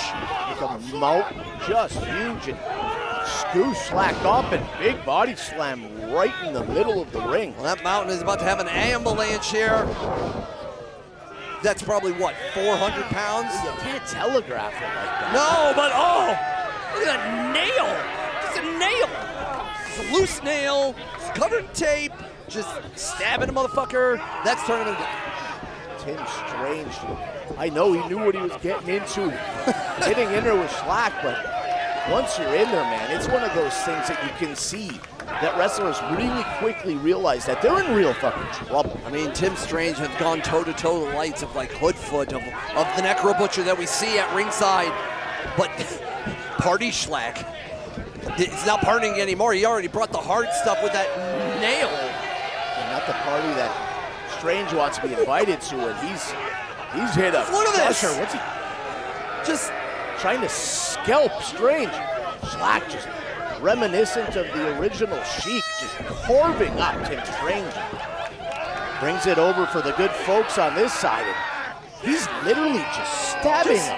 Just Tim Strange has maybe gotten a couple of hits in, and then Party Schlack bringing the party nail in the coffin of Tim Strange with these gusset plate ropes and cinder blocks. Yeah, so dangerous that they're attached to those pallets, so it's just so solid. No, gliding up, Strange's back. Look at the condition of Schlack. Between being a fucking complete menace to society, how does he find the time to spend in the gym to be in this type of condition? I mean, Tournament of Death brings so much out of so many, and again, now as much as conditioning you can take, you're also hitting those steel spikes of the gusset plates. But Schlack just ate it like it was nothing, and now going right into Tim Strange. Just throwing the face, or the chair in the face of Tim Strange, and now just more loose gusset plates. I guess never enough gusset plates. One to me is they make me nervous. It seems like the gods know what is happening here in Delaware. Yeah, the wind is picked up big time here. That's the last thing Tim Strange needs is Schlack getting a refreshing breeze. Pounding that gusset into the chest. Just non-stop, and Tim Strange is just getting so much violence. Party Schlack has not stopped partying since the bell. And it's been 100% Schlack. This is just, I mean, is he still conscious at this point? I have no idea. Look at he's just ripping out the wounds that he has opened. So much gore. Tim Strange was ready for like a battle, but like Strange has barely moved. I don't think he can figure out how to protect himself, and Schlack just keeps coming forward. There's no stopping him. There's no stopping Schlack. And here's a cinder block. Oh! Launches Royce. The cinder block right into that steel chair in a very compromising position on the body of Strange. Well, fuck it, he got hit right in the nuts by a chair and a concrete block. And now it looks like Schlack just physically ripping those nailed pallets together to just get one of them with one of the gussets. Ron, you have called so many Schlack matches. Have you seen Schlack this unhinged before? No, this is, again, look at the blood just bubbling and shooting. And it doesn't slow him down. He's swinging from the fences. The back and the shoulders are strange. He's seeing just blood profusely pouring. I don't want to say out of any pore, it's out of holes. Just the entire, every hole in Strange's head and the new ones that have been made are just gushing with blood right now. This is a horror film. Yeah, tough to watch, and look at the strength of... No! He uses that weight to his advantage. Falling, is this it? The only thing Tim Strange could do is just use that weight and drop down, and here we go. Might be the comeback of the century if Strange can do this. Just insane how Strange is. Strange went from that white skin from the pale British sun to crimson red, maroon almost, with all of the damage from Schlack. Well, the Hardcore Hoss is now finding some kind of energy back. Is that like a piece of flesh? I can't tell what it is. I'm staring, saying nothing, looking at what's hanging. I can't tell if some of the blood has clotted, but it's just like this coagulated looking something. I'm hoping it's not flesh. I mean, I don't know if he's just operating on instinct at this point. Big elbow. Cover him. Doesn't hook the leg, people. Okay. Getting a better... Our IWTV crew definitely doing the best job they can. This is just... Yeah, but gory on top of gory. Do you want to be the one to get in close and figure out what that is hanging? And now Schlack is just... Now, the first time in this match, Schlack has not been on the offense. And maybe that was the strategy from Strange, was to just take all this damage and let Schlack party himself out. I mean, how much can you take? And there is no partying out when it comes to Schlack. No. Up and over. Schlack very agile for a man his size. Up and over. Big back drop, body drop. Oh, ducks under from the hostile area, and now another power slam using the momentum against Strange. And that will do it. What an insane war. Just crazy. Here is your winner, the human meat grinder, part animal, #1, Schlack! Hey, just another reason for Schlack to keep partying. Well, the party keeps going. Schlack going into the semifinals. Could he have the ultimate party and win Tournament of Death 22? Is this his year? I mean, he has won many deathmatch tournaments from many coasts and even went overseas to the BJW deathmatch tournament. Now, does he keep partying in the back between matches?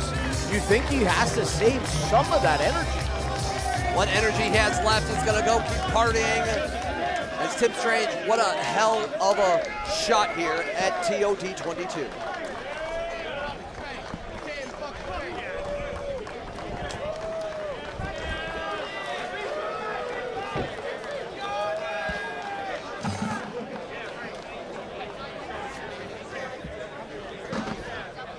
Warning, this documentary is for educational purposes only. This video details an incident where a man is lit on fire at a professional wrestling event. This video is intended for mature audiences only. Please do not attempt anything you are about to see. This video contains graphic content and mild language. Viewer discretion is strongly advised. My name is Eric Ryan, and I have been a professional wrestler for 20 years.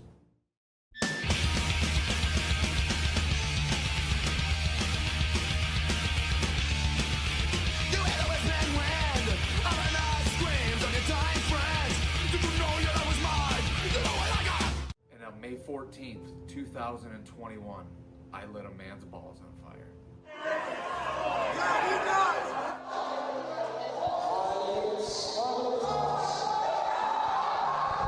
My God. Oh, shit. Oh, my. JJ, you're a good dude. Hell of a wrestler, hell of a worker. You're getting better. But let's not forget that I am the undisputed king of the death. Goodness gracious, great balls of fire. I let you love what I thought it was funny. You came For along, umbrellas, please erect them right now. Just like we're erecting a tent over our He just had to say erect, right? Area, because there may just be a sprinkle.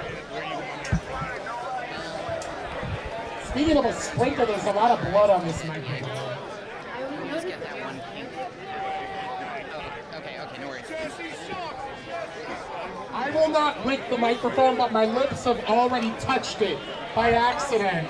So, I don't know if this is a little bit of Nick Gage blood. I think that was. I don't know if it's a little Steven Jury blood. You good? I got it on my lip. I might as well lick it, like when you'd be playing in the snow and the snot would come down from your nose. I'm just like, I don't care, I'll lick it, it's salty. I'm hungry, I'll lick the snot. What are we doing right now? I'm gonna look away while you do that, Larry. I mean, it's not the worst thing that I've licked on a winter's night. Was not, you know, but I'm just saying, like, I don't care about a little gross stuff in my mouth. God bless Larry. I don't care. I respect it, Larry. I respect it. I mean, I'm just shooting from the hip. Are we ready? Oh, wow, look at these terracotta pots. Mazadia, let's get in the ring and look at these terracotta pots. Yeah, terracotta pot death Oh my match gosh. coming up here. You know, these are solid. Solid terracotta. There's only one man that knows terracotta all too well, and we'll see him momentarily.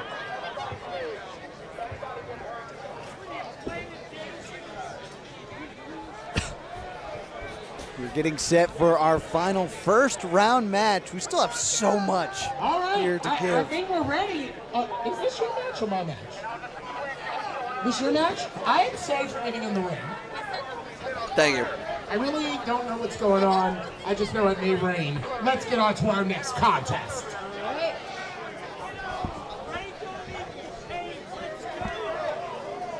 Larry Rosario doing a great job being your MCs. All right, I'm going to do this match.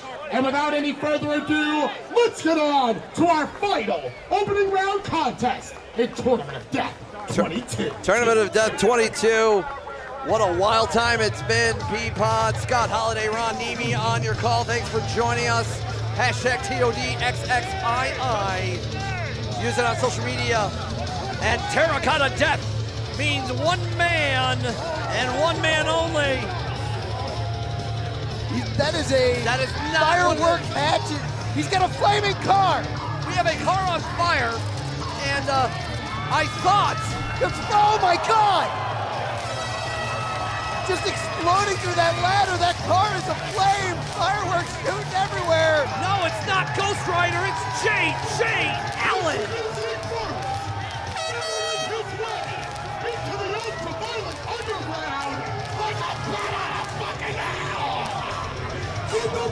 Capital, where they murder our capital. This is J. Allen.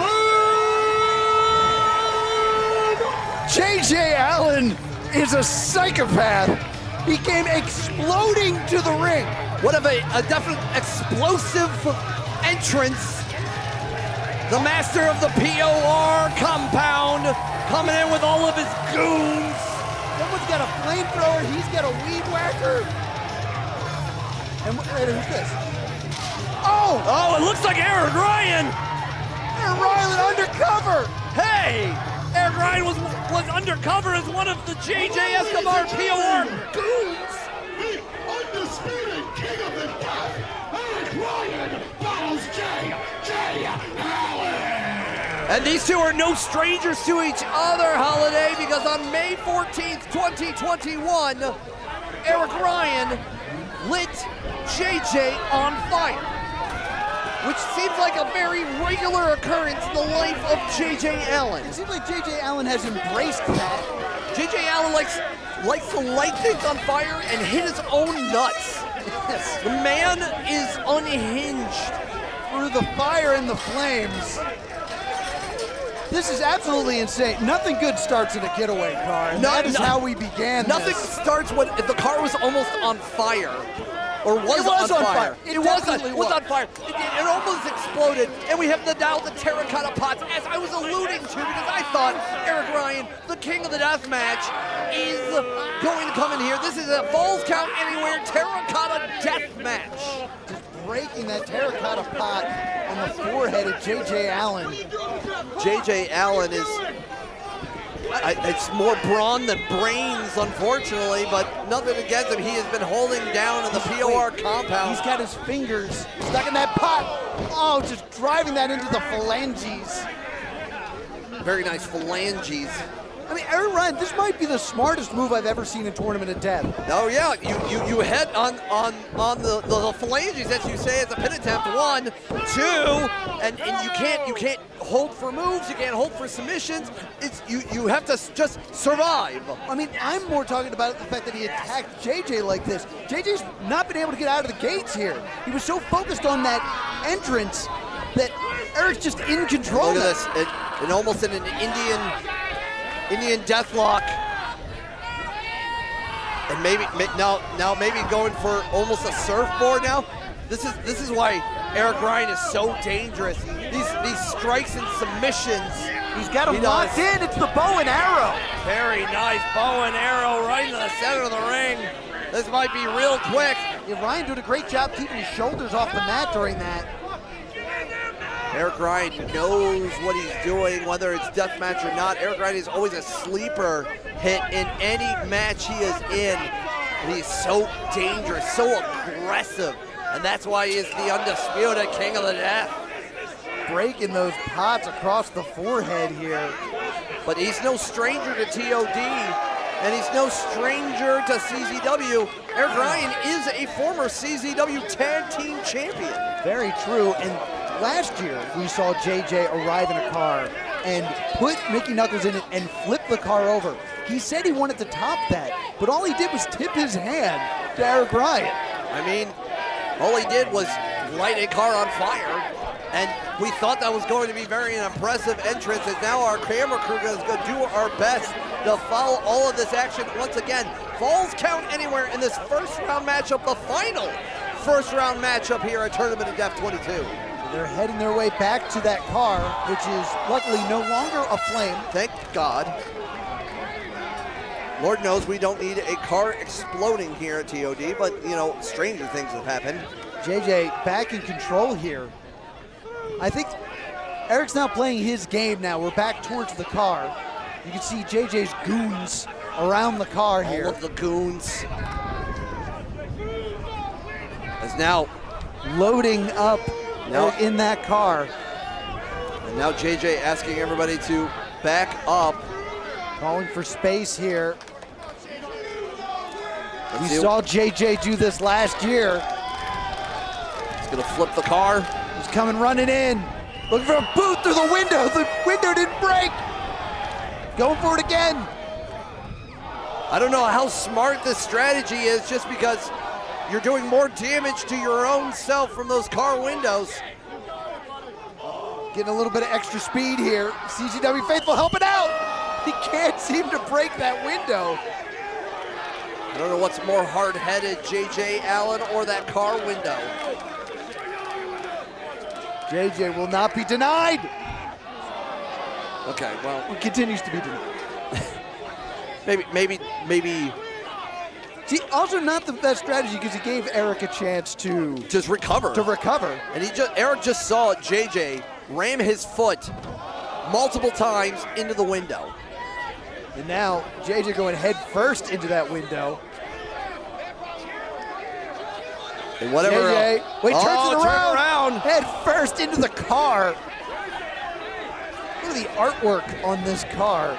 This 1994 POS. Don't know what it is. Don't know where he got it, but the place of POR is such a, in Virginia, is such a vast wasteland. And now JJ looking back at the car, looking for something. Looking for signaling for maybe a helmet? I mean, JJ might need something as he's bleeding from, looks like from the temple. And now it's JJ in the car. Let's see if Eric Ryan can do something. Trying to play a game of one-upmanship. That is a sturdy car. But now, what was that? One of those water bottles? Wait, now here we go. Here's the helmet. That car is sturdy. Wow, that car, I don't know what that car is, but I need to know what it is now. Yeah, that seems safe. Get one. Going one more time. Right, Winding it up. Winding it up. Max power. That car is sturdy here. That car is... JJ awakens, finds himself in the car. Maybe let's try something else. As now both men are using still the sturdiest thing in this match.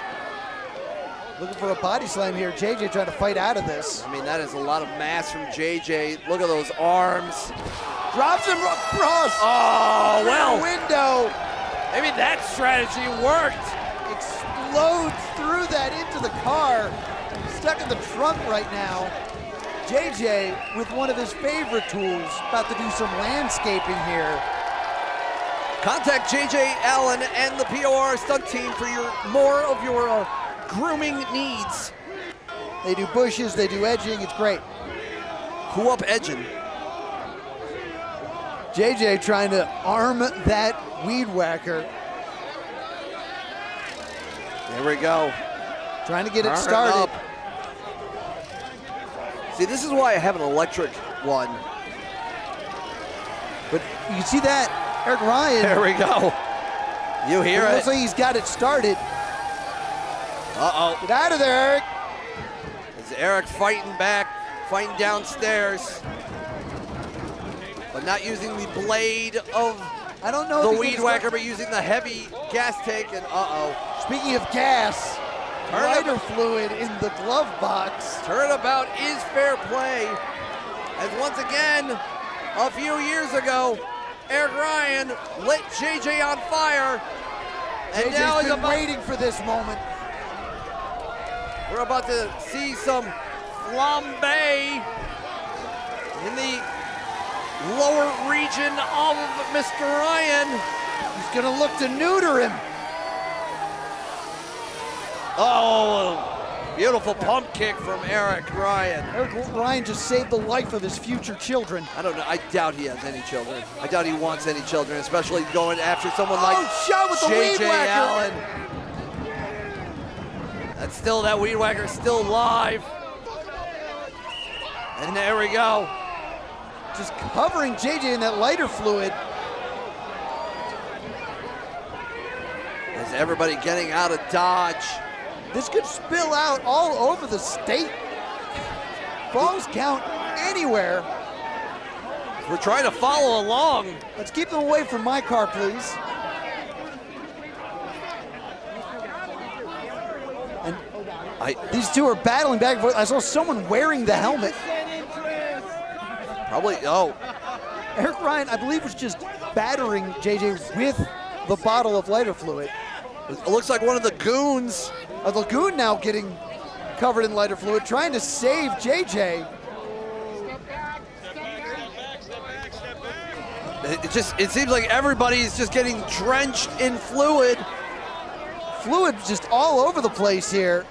Fighting through these fans. We're back towards the car. But I think Eric Ryan's got the wrong JJ. He grabbed somebody else.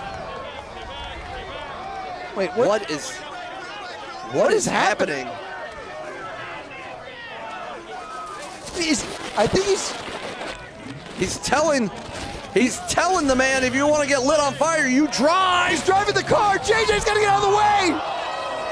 Oh no! was one of JJ's goons just got struck by a vehicle.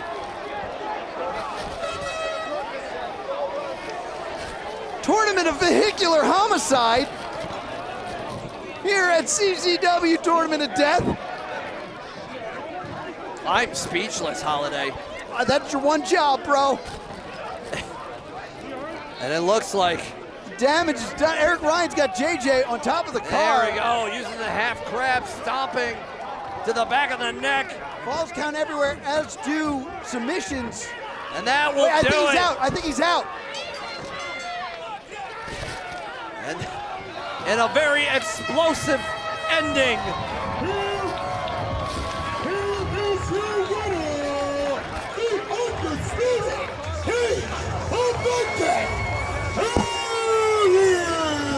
Our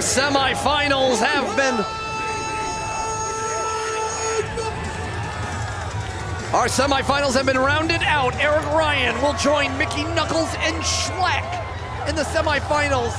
And the winner of that will take on the winner of Tread, Akira, and Drake Younger. It's not the bury the lead, but a man just got hit by a car. We need help out here. Out amongst the fans. You want to talk about extreme, you want to talk about ultra-violence, and the only company you should be mentioning is Combat Zone Wrestling. Eric Ryan celebrating in the one place the match never took place in, the ring. And he moves on. We're going to be talking about this one for years. Everybody will be talking about this for years. Live on IWTV, TOD 22. We're going to get things cleaned up and maybe a hug from the Necro and a... What a first round. What a first round. Vehicular manslaughter. Party Schlack making more holes in Tim Strange. An impaled RSP. An impaled RSP. Akira doing some nonsense with his knees against Hoodfoot. Drake Younger and Dimitri wrapping themselves in barbed wire. Hoodfoot getting stabbed with skewers.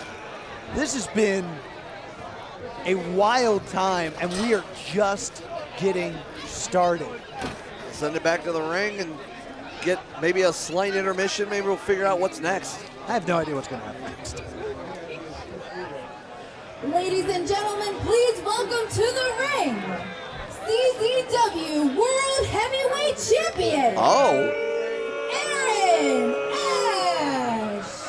Aaron Ash coming to TOD. He is the CZW World Heavyweight Champion, but today he walks into hostile territory. As he walks into Tournament of Death, I didn't know he was here. I mean, you are the head of CZW. You got to make a name for yourself, whether it's Tournament of Death or not. I know many of the competitors were saying that they're going after Aaron Ash. They want that CZW Heavyweight Championship. I don't know if I just heard thunder or the footsteps of this man. Here comes Aaron Ash. Just an absolute unit of a man. Flanked by one-finger salutes on both sides. Here comes the champion. While wearing one of those great CZW Memorial TOD shirts. I think he's customized his. X'd out. Showing the name of the champion. Aaron Ash standing in there with the championship.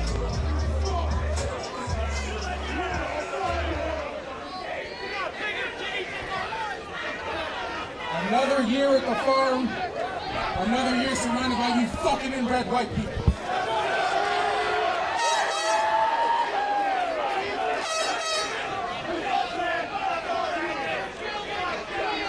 Shut the fuck up! I'm getting paid to be here, you stupid bitch! You're gonna fucking listen to me!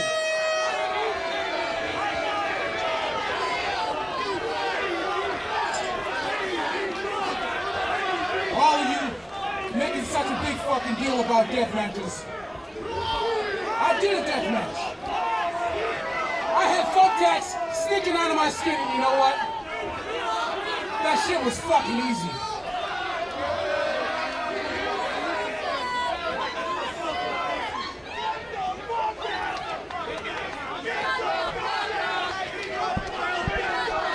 You gonna make me get out?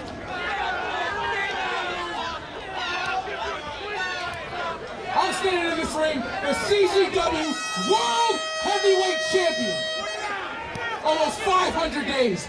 You know who couldn't beat me? Your fucking hero, Nick Gage. He couldn't beat me. You know who else couldn't beat me? Nicky fucking Knuckles. TOD champion, right? She couldn't beat me. None of these little deathmatch pussies can beat Aaron Ash because I am the best wrestler in the motherfucking world. God himself doesn't want Aaron Ash in the ring right now as the sky opens up. Wait a minute. I mean, I said before that probably the most hated man in CZW Wait a minute. was Dredd, but Do you see who's coming to the ring? Jimmy Lloyd! A different boy, Jimmy Lloyd is here. Talk about a surprise! Anything can happen at TOD!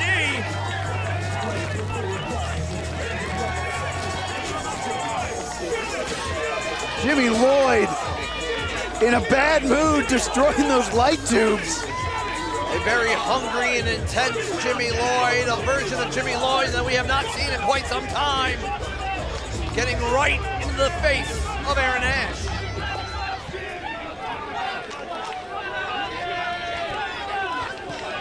You want to say that you're the best in the world?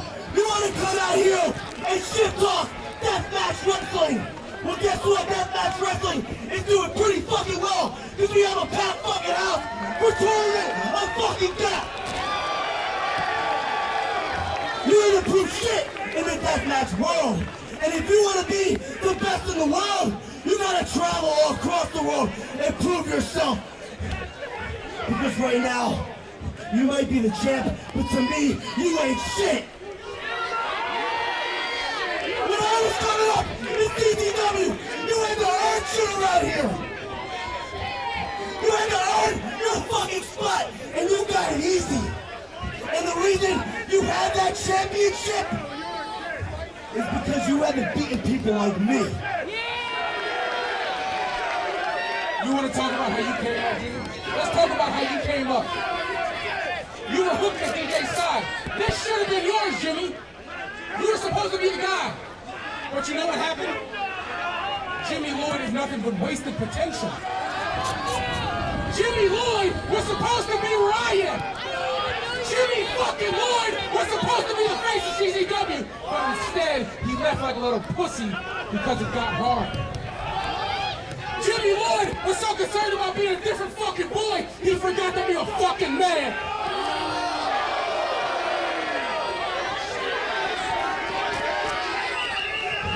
I won Tournament of Death, but I never won that championship.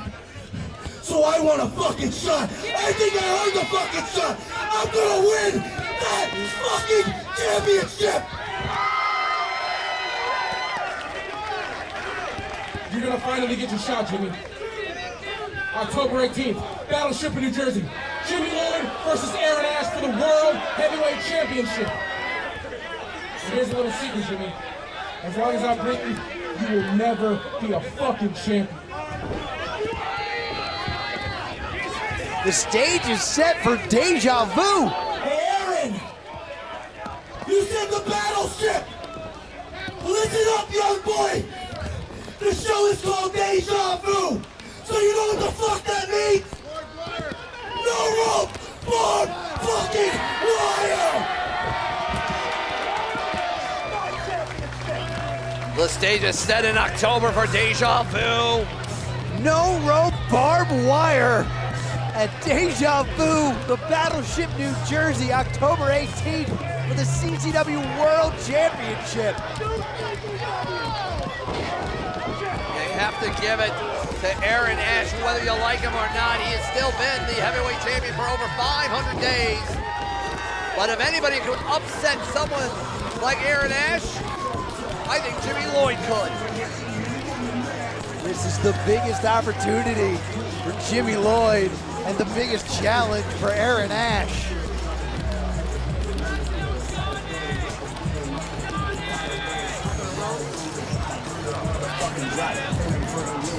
We're gonna try to clean up the ring and perhaps sacrifice a goat and hope that the weather improves. Fun fact about me, my first ever CZW show ever as a fan was a little show called Pain in the Rain 2. Oh God, well. And let me tell you, I'm feeling pretty much at home right now. I don't know if it's coming across on camera, but it is pouring here.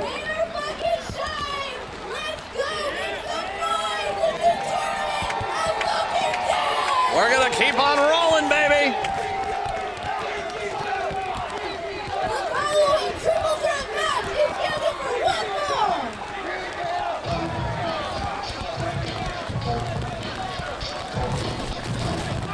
Here we go. This is a triple threat match. This is how hungry all the competitors are. They're going to fight, rain or shine, through blood and barbed wire. Round 2 of Tournament of Death is here, and we're gonna kick it off with the Hall of Famer, Drake Younger. Drake Younger, no stranger to fighting in the ring. Defeated Dmitry Alexandrov to punch his ticket into the second round.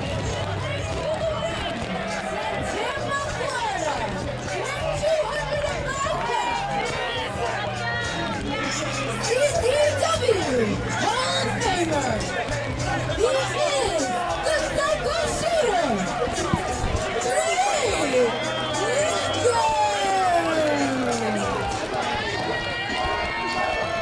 Drake, it is pouring, but nobody's leaving. Nobody would dare miss CZW Tournament of Death 22. I mean, that's how important it is. That's how important this is everybody wants a piece of Tournament of Death. And we're about to keep going.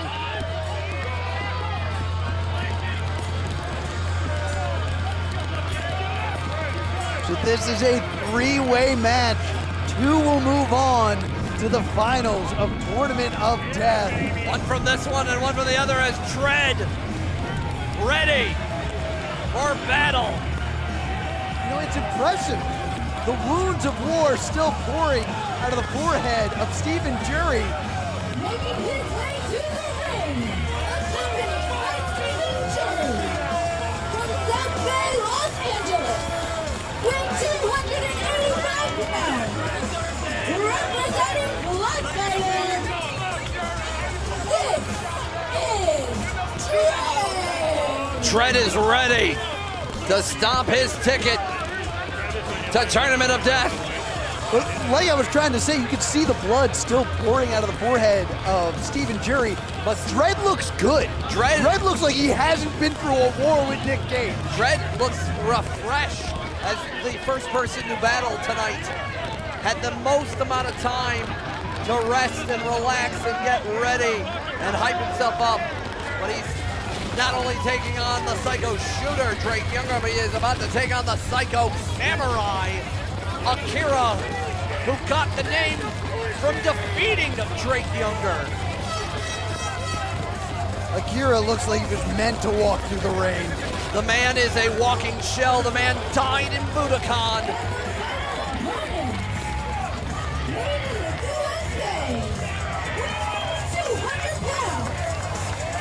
Mr. Pro Wrestling King of the Deathmatch, former BGW World Champion, the Psycho Samurai, The man that died in Budokan and lived to have one more deathmatch tournament. The first and last TOD for Akira. 3 men will enter.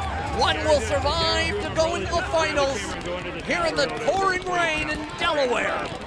Now, I normally say this about round 2 of Tournament of Death. Our ring crew does a great job, but the state of the ring is always more dangerous. There's shards of glass and shards of terracotta pots baked into that canvas now, but now it's also slippery. So this whole canvas has now become a very unpredictable ground to fight in. As Akira and Drake Younger are gonna have battles now, as someone like Akira who loves to bounce off the ropes and dive through the ropes, probably at the biggest disadvantage when the ground underneath you is unstable. Yeah, it's gonna get muddy and soft. And now, fans, you'll notice those boxes in the ring. Each one of those are filled with light tubes.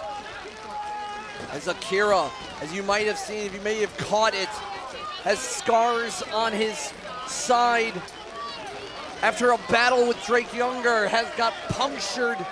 Wait, what's Drake doing? But Drake Younger, up top, moonsault all the way to the ground. As I was talking about Akira getting punctured wounds and battle scars from his battles with Drake Younger, and Drake Younger throwing it all out there. Throws his whole body into everybody. Drake Younger in control, trying to take both of these individuals out of this match. This is already unpredictable, and TOD, the biggest TOD to date, and now the wettest TOD to date. Hopefully it retains that title forever. That would be wild. But as we continue battling here in the pouring rain, this is that shows you how hungry all of these individuals want for victory. As you talked about, Holiday, the winner of TOD becomes immortal. Yes, be immortalized as a winner of the Tournament of Death tournament. And now, just grabbing those light tubes, shards of glass also raining down. Akira, though, here's the dangerous thing about these three-ways. You got to keep your head on a swivel. There's always another competitor to keep your eyes on. As we see even some lightning going on, but we are continuing as much as we can. It is an overhead suplex on Dredd. Those light tubes just tossed by Drake Younger. And that's the problem with matches like this, especially when you throw all the rules out the window with death matches. Anything can happen. It's unpredictable. It's the knees and the legs almost giving out on Akira. Look at all those. There's also gusset plates apparently in that box. I mean, again, this is just so dangerous. Death matches in general, so dangerous. And now we're upping the ante in the pouring rain for Tournament of Death 22. He's got about 15 to 20 light tubes in the corner, does Drake. Akira trying to drive Jake. Drake goes back first into all those tubes. As more of the rain comes down. And now he's got Drake locked up. And it's hard to catch your footing as pools of water coming together. But a beautiful suplex from Akira. Into the cover. Only a 2 count. Drake able to keep his dreams alive. Listen to thunder. Even the gods want to watch Tournament of Death. Zeus himself is a fan of deathmatch, is a fan of Combat Zone Wrestling. And now taunting the gods. Akira, I don't know if that's wise, but Akira's got nothing to lose. This is his final deathmatch tournament. Here we go. Looks like maybe a Falcon Arrow. No, just a good old-fashioned body slam. Through the tubes he goes into the cover. Only a 2 count. Just the water spraying on each one of those counts. Here we go. And now just throwing tubes. Jury also eating some. Just trying to break those tubes. As we continue here in the pouring rain. Yeah, our medical almost got caught in the crossfire there. I mean, he's medical. He'll take care of himself. Yeah, he knows what to do. It's giving ample time for Drake to recover. and raining down on tubes. And maybe some of the audience members who are crazy enough to be right at ringside. That's how hungry for violence they are, how horny for violence they are wanting. If you're horny for violence, this is the only place to be. A CZW guarantee for Peapod. As goddamn right. Just more and more tubes. As we are all huddled around areas to get some kind of reprieve from the rain, and these individuals are hungrier than ever. Face first in those tubes. And face first into the dangers of Mother Nature herself, the ultimate weapon. Akira trying to maintain control. Don't know what Akira was doing there. Akira getting into the booby break, and why not? Classic booby break. Classic booby break. Vintage booby break. It's Dread. Again, Dread's more of an ass man going after Akira with the tubes. Now into those tubes. Again, all across the back. As now Akira coming out from the chesticles of the one fan throwing a chair around. Akira has a large gash across the side of his head. More battle scars for the Psycho Samurai. But Dread, doesn't matter how many scars and how many Psycho monikers you have, Dread wants to win Tournament of Death. Driving the sharp edge into the skull of Akira. Akira trying to fight out of this. Dread throwing the chair. Akira able to get the hands up. Akira on the defense here.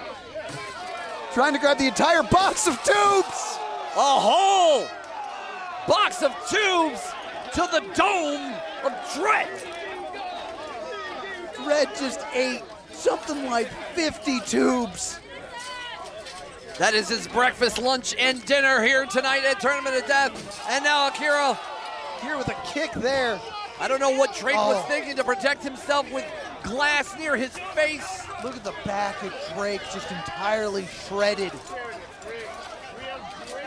As Jury running around and running away like a mouse he is. As now Akira wants another victory over Dread. Here we go, gonna go probably for that Shiranui, that sliced bread number 2. Trying to get that cravat locked in. Oh, but here we go. Drake's landing. Akira's got to get out of this. But Dread on the cranium. 2-for-1 special. Into 1, the cover. 2, 3. No. Did he get him? No, he didn't get him. He did not get him. So close.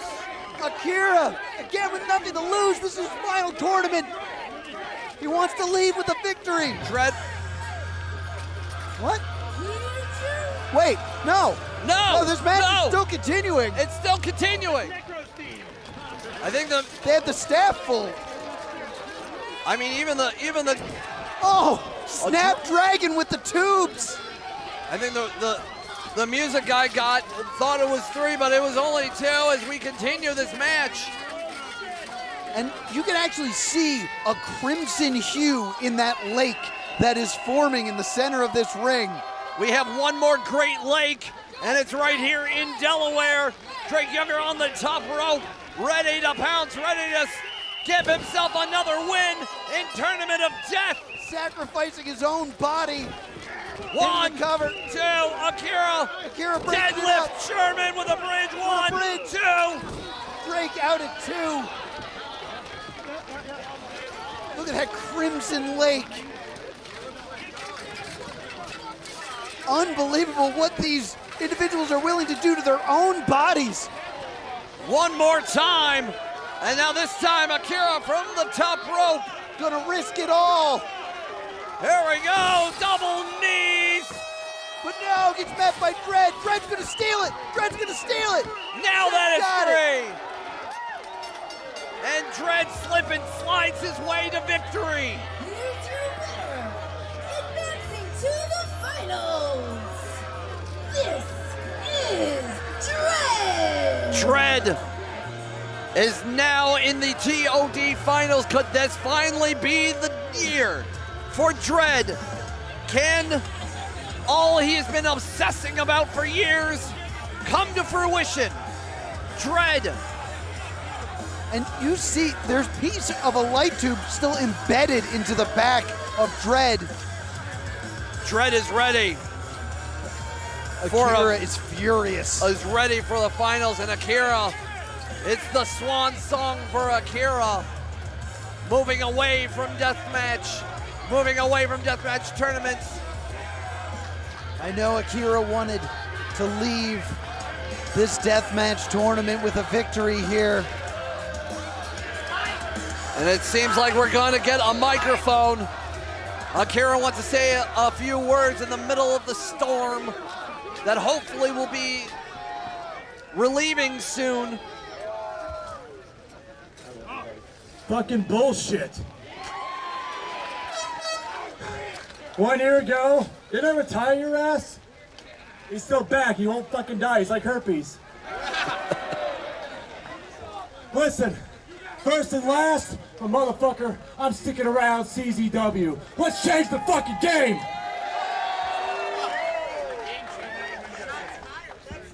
Hey! If I'm like herpes, it's the good kind, because I just keep coming back. I'm young and I needed the money. Hey, in all seriousness, I've been doing death matches for 20 fucking years, and I ain't never had this happen. We ain't never wrestled in a damn lightning storm, and you know what? It was a damn honor to do it for you guys here today. Hold on. And I want to say this real quick. 2 quick things. One, it is damn good to be back in my home, CZ fucking W. Secondly, this is not about me today. It's about this young man. And Akira, I mean this with everything I have in my heart. From when we wrestled last year, and from what just happened in here. Never again? You. Never again in the rain, damn it. But you. When it comes to what we do, when it comes to what took CZW to a whole nother level, when it comes to the style that guys like myself and Danny Havoc, and Scotty Vortex, and Chris Cash, and JC Bailey, and Trent Acid, and so many others that built this fucking company when it comes to that style. Hybrid, professional, deathmatch, wrestling. You are the best in the world that's done. Thank you very much.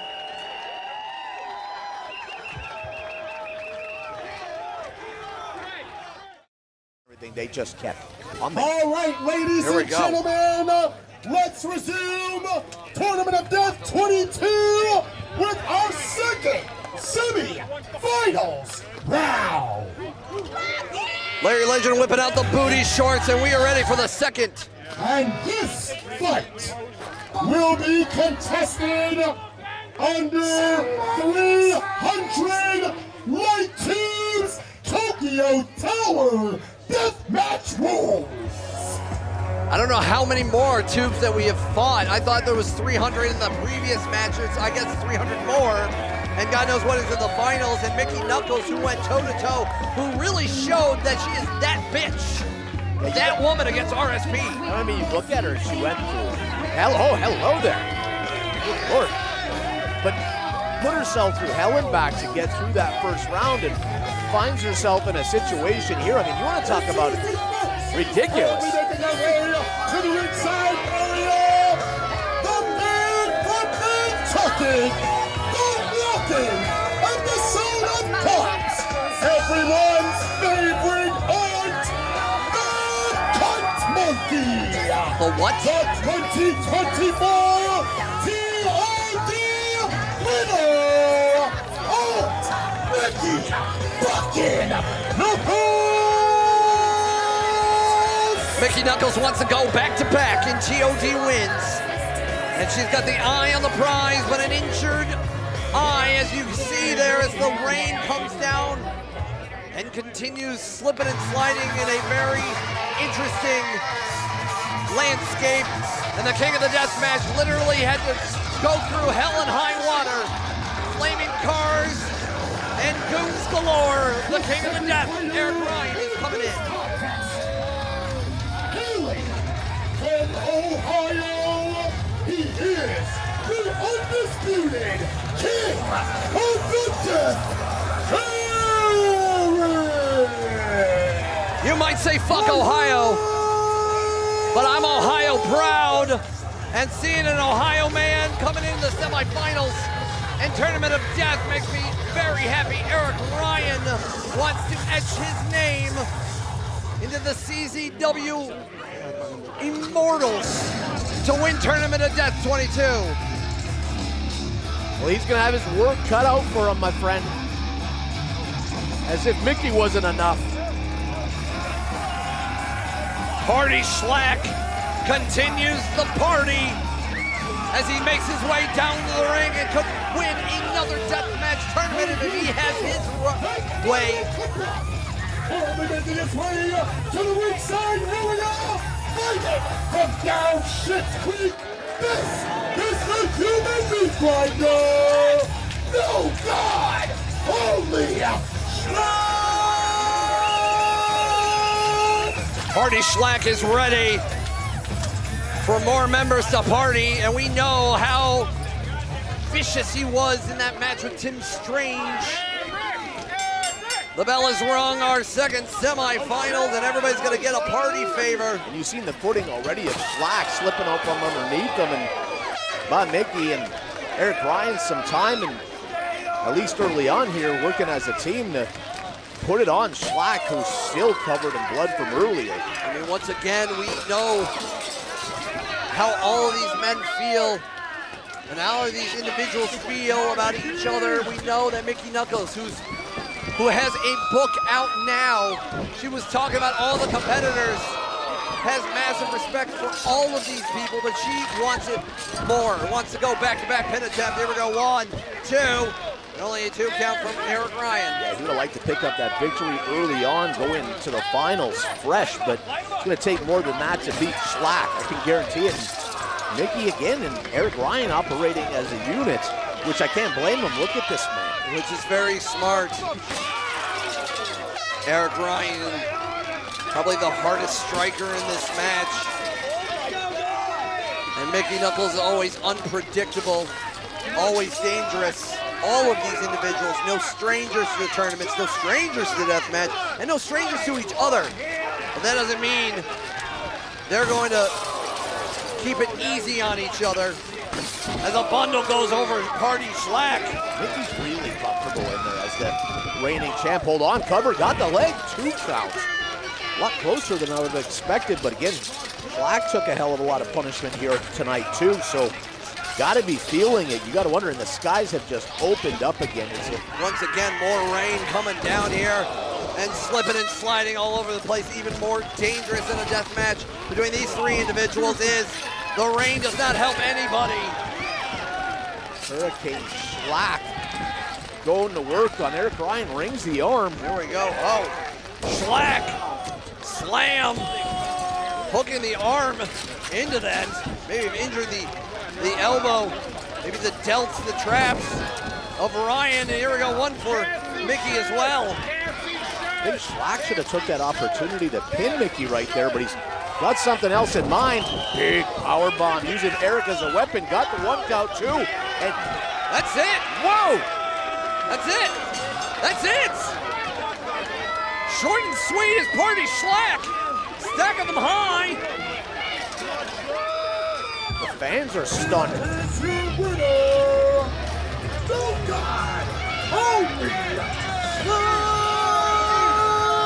And that's it for Mickey and Ryan. Your finals dread.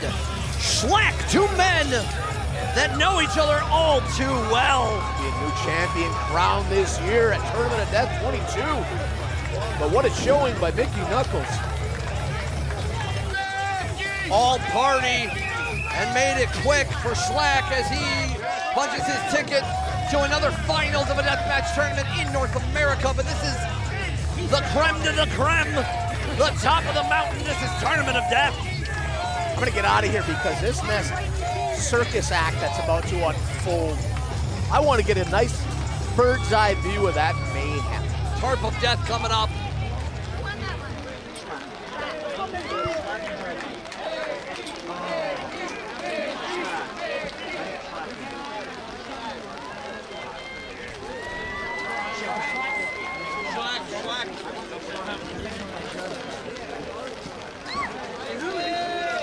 Ladies and gentlemen, make your way to the Tarp of Death.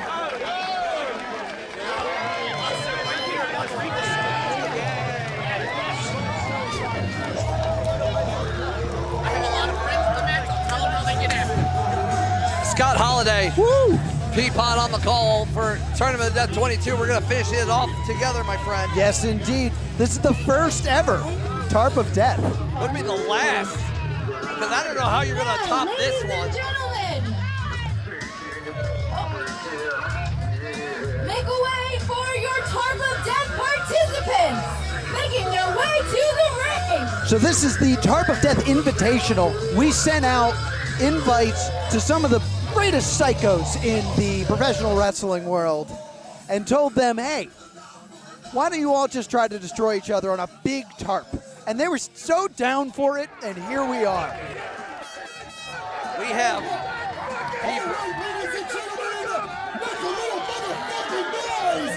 It's time for the Tarp of Death. We have people from the East Coast, the Midwest, Canada, Texas, the West Coast. I can hear myself right now. Chuck, you don't know what the fuck you're talking about. This is the fucking Tarp of Death. Members of Total Fucking Chaos, members of the H2O facility, members of CZW as Jimmy Controversy. Ladies and gentlemen, let the battle commence. Everybody's grabbing a weapon, and everybody's gonna just battle. We're underway. My understanding.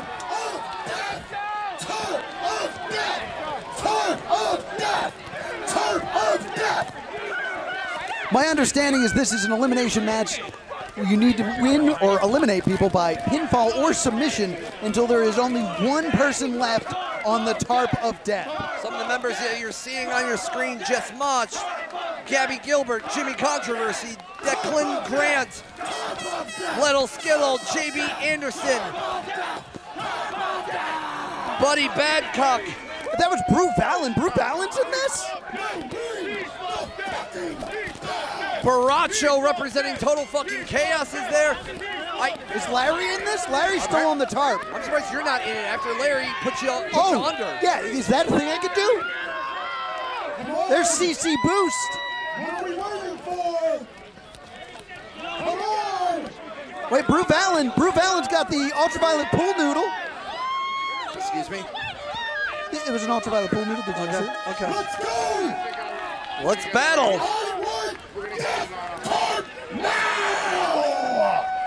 Larry, I'll call this match. Don't worry. These individuals getting started. Everybody needs to get started. I think the tarp is too far from the bell, so I don't think they heard it ring. It was right next to us, so I think. Well, here we go. We're gonna finally get started. This is Tarp of Death. We'll try to follow the action as best we can. Oh, Roxy Cotton! Roxy Cotton is in this goddamn thing! That's Gabby Gilbert. Again, Larry doesn't know anybody's name. Wait, the shark! The shark just got hit with a light tube. Is that a left shark or a right shark?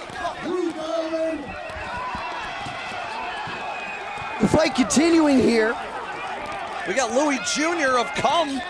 Wait, Brew Vallon's just slit the shark's throat. This is just pure madness. Pure unadulterated madness. I don't know if the shark was just eliminated. The Alex Stretch of Love and Death match. Wait, Jess Moss has that drill dough. We got the hardcore hoochie daddy. We have the getting in there. And now Jess Moss with a headbutt, but Nico Gray firing back. Headbutts back and forth here. In all these multiple man matches, you just gotta find somebody and hit them. Wait, someone's caught in a net. Nico's been caught in a net, but no, it's the drill dough. The drill dough in the mouth. Going right into the drill dough. Sick vintage Jess Moss right there with the drill dough. Jimmy Controversy Oh, the handyman's got a light tube. Was he just making weapons? I mean, he is a handyman. He's a handyman, but he has a handy man. I think he's also wearing a poncho. He doesn't want to get wet. Oh, okay. Too late for that. And now, it looks like Brew Vallen's got a hold of Brandon Watts there. But Brandon's trying to fight back with the light tube. Controversy. Who's made CCW his home.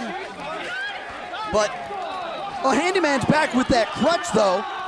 Just laying out controversy here. It's really crazy.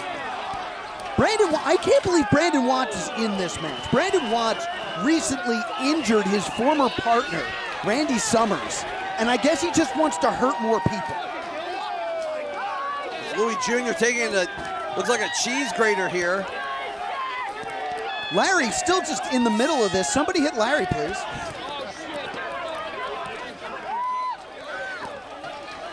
I can't tell if there's been any eliminations.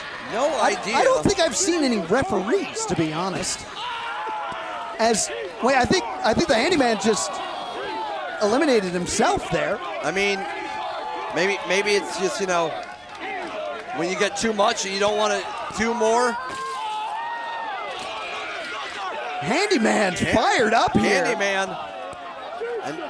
Handyman just got shot in the back of the head. There's like, what, 20-some people in this? I mean, I don't know the exact number, but it is total chaos here. Well, total fucking chaos. Baracho is probably doing some damage himself. Brew Vallen is riding CC Boost currently. Don't know what Brew Vallen's attempting to do. He pulled something from his pocket. Little Skittle using a chair in the background there. And now Brandon Watts trying to marry Poppins, the handyman. A ladder's being set up at this end of the ring, but again, the members of Love and Deathmatch are together and trying to work as a team here. Handyman in big trouble here. Ray hit a stunner there. Great escape. And we got an ace crusher there. CC Boost hits the ace crusher on Brew Vallen. Ace cluster. And someone's got a mace made out of plastic forks. Oh, fantastic. They're a little too far away for me to make out who that was. We got ladders, we got light tubes, we got plastic forks, and we have chaos. Yes. Gabby Gilbert in there, I see, tearing it up with Jimmy Controversy. There we go. Oh, and that's in the slippery nature of this tarp of death. Handyman really trying to make a name for himself here. Going after everybody. Well, maybe I spoke too soon. Commentary curse right there. Look, Nico Gray covered in blood. But that's where he feels most at home. The spectrum of violence was dying to be in this tarp of death, and he might just do so. Just insanity here, tarp of death. A different type of TOD. Let's see JB Anderson getting his weapon of choice of carpet strips. And as you see, as this continues to go on, the blood starts to flow. Everything kind of starts to slow down as people are running out of energy. And I think he just got hit. JB hit him with one of those carpet strips. Yes. And it looked like we have a keyboard there. Across the spine. And now the handyman getting choked out across that walker. How do you survive something like this? I mean, I don't know how you go in here with a strategy or a plan as the handyman with shoulders down. JB Anderson. I think I just saw an elimination. I think we just lost the handyman. Oh, shucks. Controversy's in there still. That's surprising. It looks like he has a Hulk hand that is wrapped in thumbtacks. He's looking That's to actually smash. pretty smart, honestly. I like that idea. Louis Jr. in there with JB Anderson. The handyman using the walker to get out of here. I believe he's already been eliminated, but still, it's very dangerous just to try to leave this match. very dangerous to just watch this match, as now we're seeing people setting up ladders, which I just feel like that just spells dangerous. Up on top of that ladder. I'm flying off. Quick into the cover. And we have another elimination here. I see Gabby Gilbert still in the background. Is Gabby still in this? There's so much chaos here. Declan Grant, I'm just trying to get my bearings here. Here we go.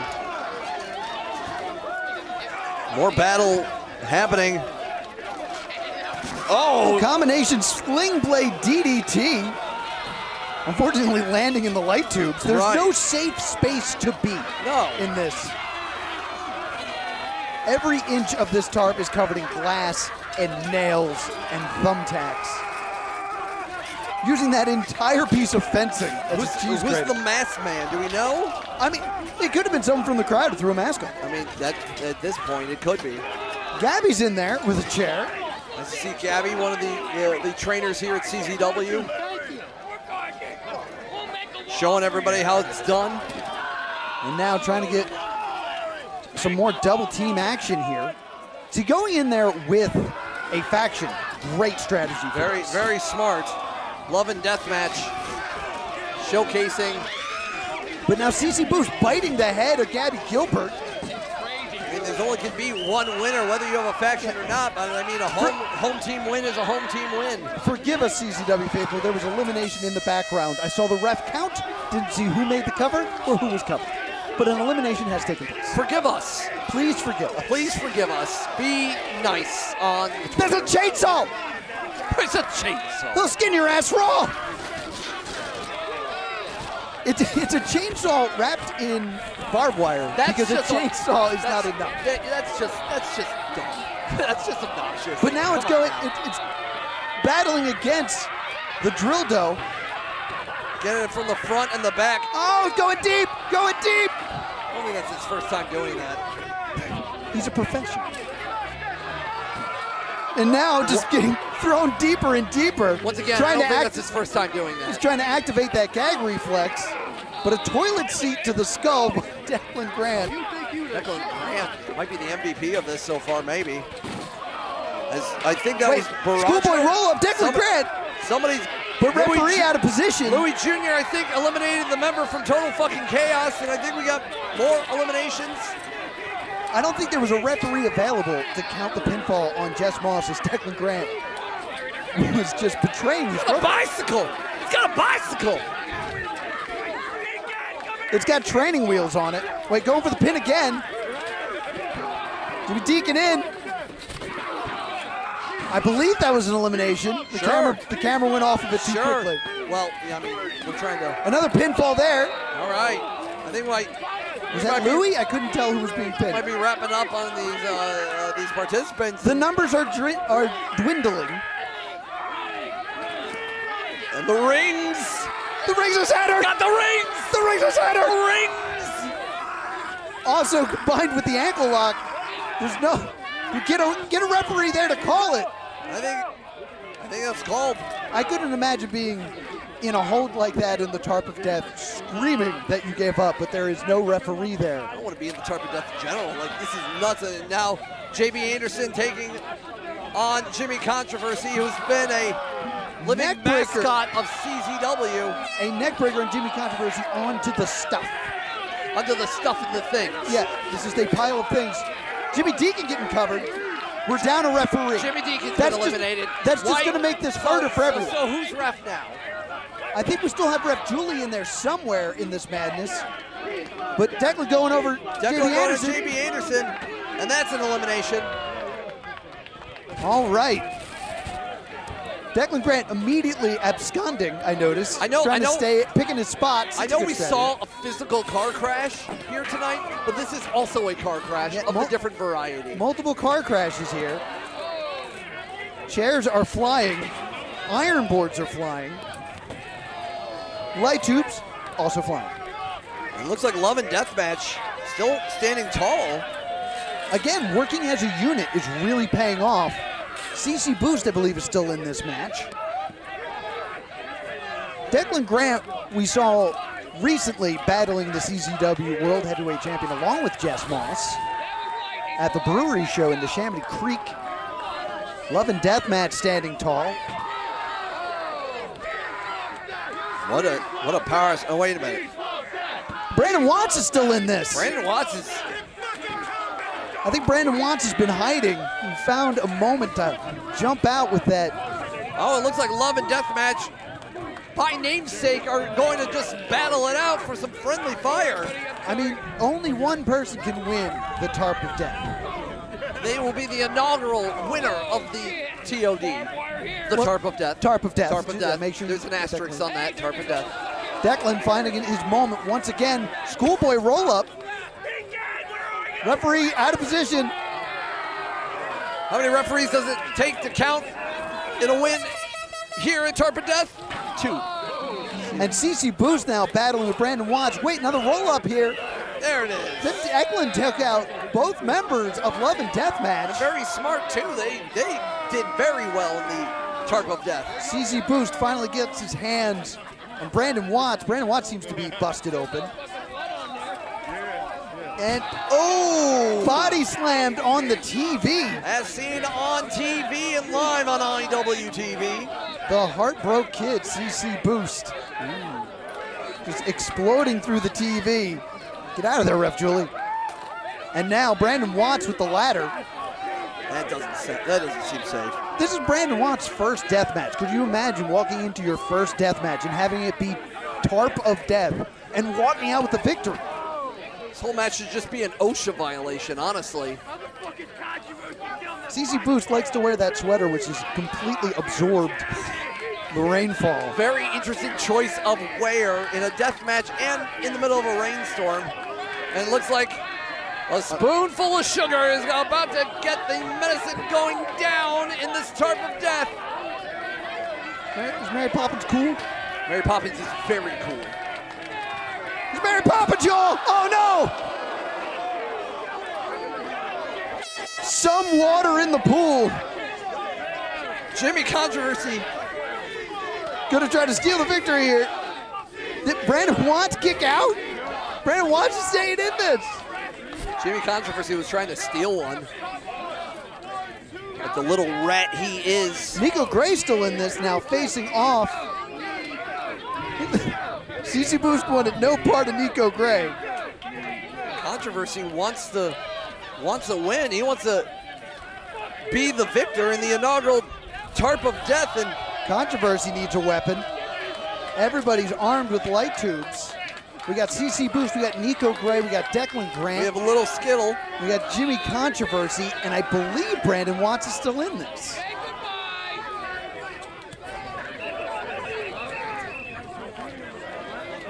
Yeah, apparently you can. And Jimmy Deacon just walking by, finding out. Jimmy Deacon found out he can get eliminated. Brandon Watts eating light tubes. Brandon Watts definitely has no friends in there.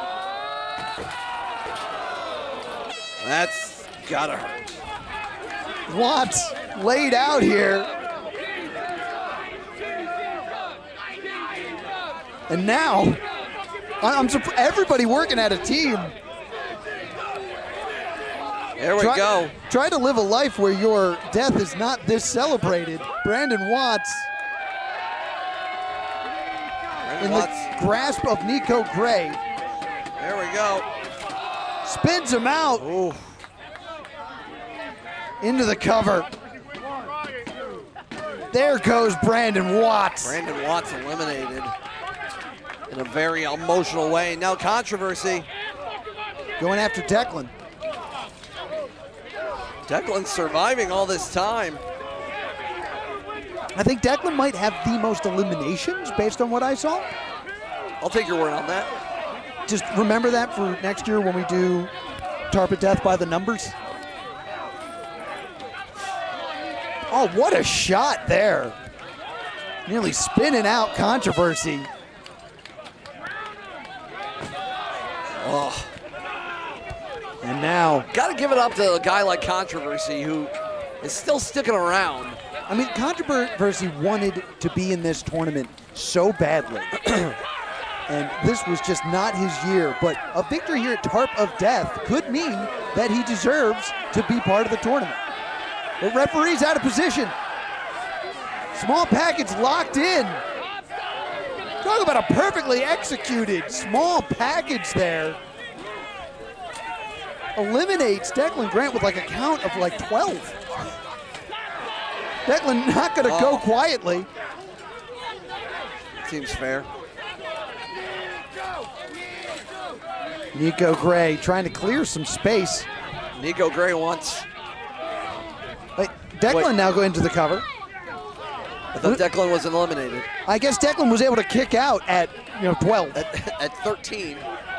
Before that 3 count, because the referees have a lot of debris to run around.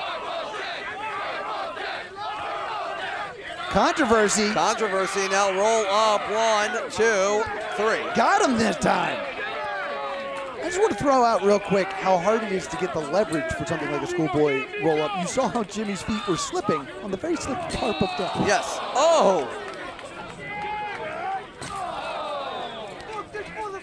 I think Controversy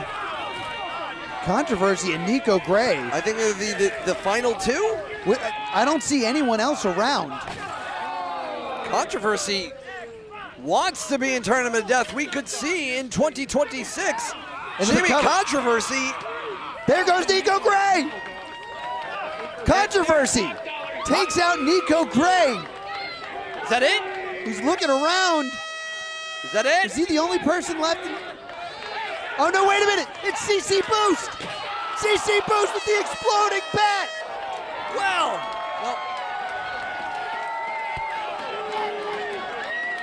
An exploding bat. It is not over. We are not over. CC Boost had an exploding bat. I don't know where he came from. Is that it? He didn't pin him yet. He didn't pin him. But Controversy's down. I don't know what Boost is thinking. Nobody knows what he's thinking. Boost setting up that precarious ladder on this very slick surface.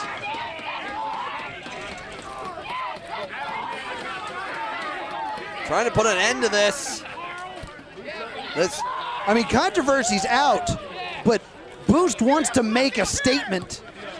In the most interesting match in Tournament of Death. A very unique situation here. It's just that waterlogged door. At this point, everything is waterlogged. That is a barbed wire board being added to the chaos here. The cast, the crew, everything is water loaded. I don't want to say that we're down to our final 2, just because it's hard to follow the madness. The most violent slip and slide match ever. Laying the light tubes across. He wants to end Jimmy Controversy. Jimmy Controversy, gotta give it to this young man, how hungry he has been. He's ready to put it away. Controversy, I think he might have his wrist tape stuck in that barbed wire. Well, CC Boost. CC Boost is gonna make a controversial sandwich. Uh-oh. But he's turned his back on Controversy. Controversy throws the chair, bounces off the light tubes. That's now covered in broken glass. Controversy's got a ladder of his own. Controversy is just hanging on for dear life. Jimmy looking to make a statement here.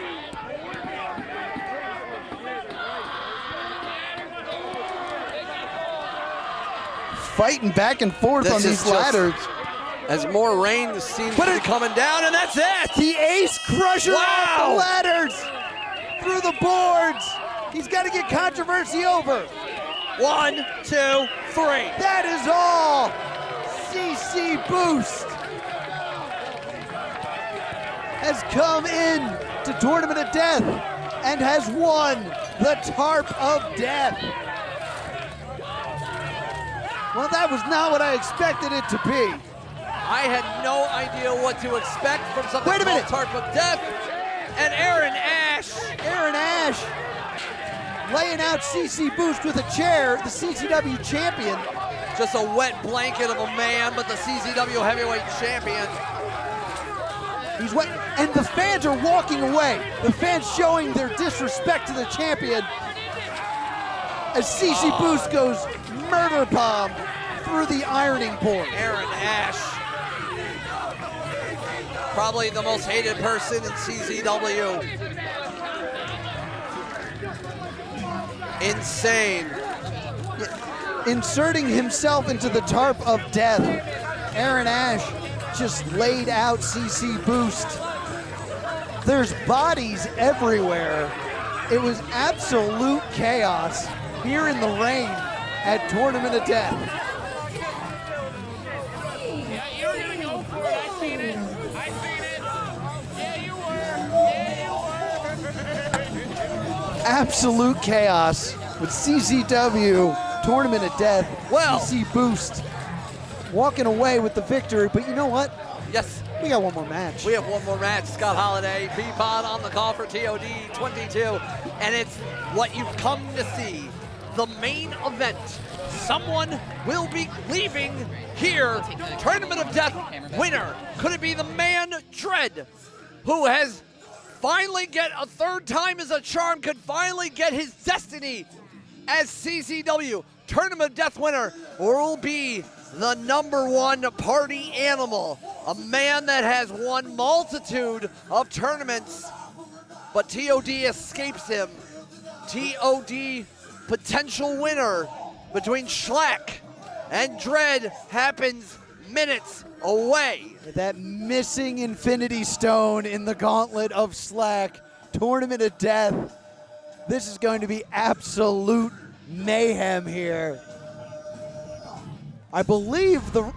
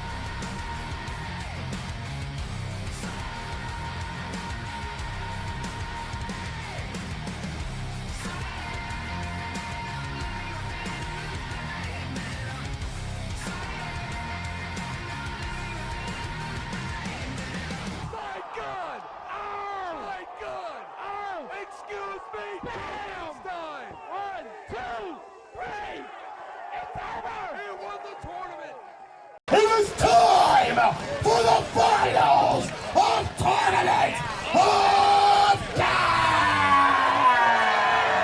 There we go.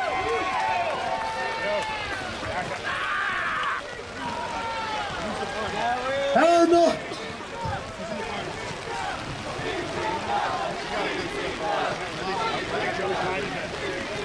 CCW faithful still alive. I just want to say, before the violence is to commence, that you are my congregation.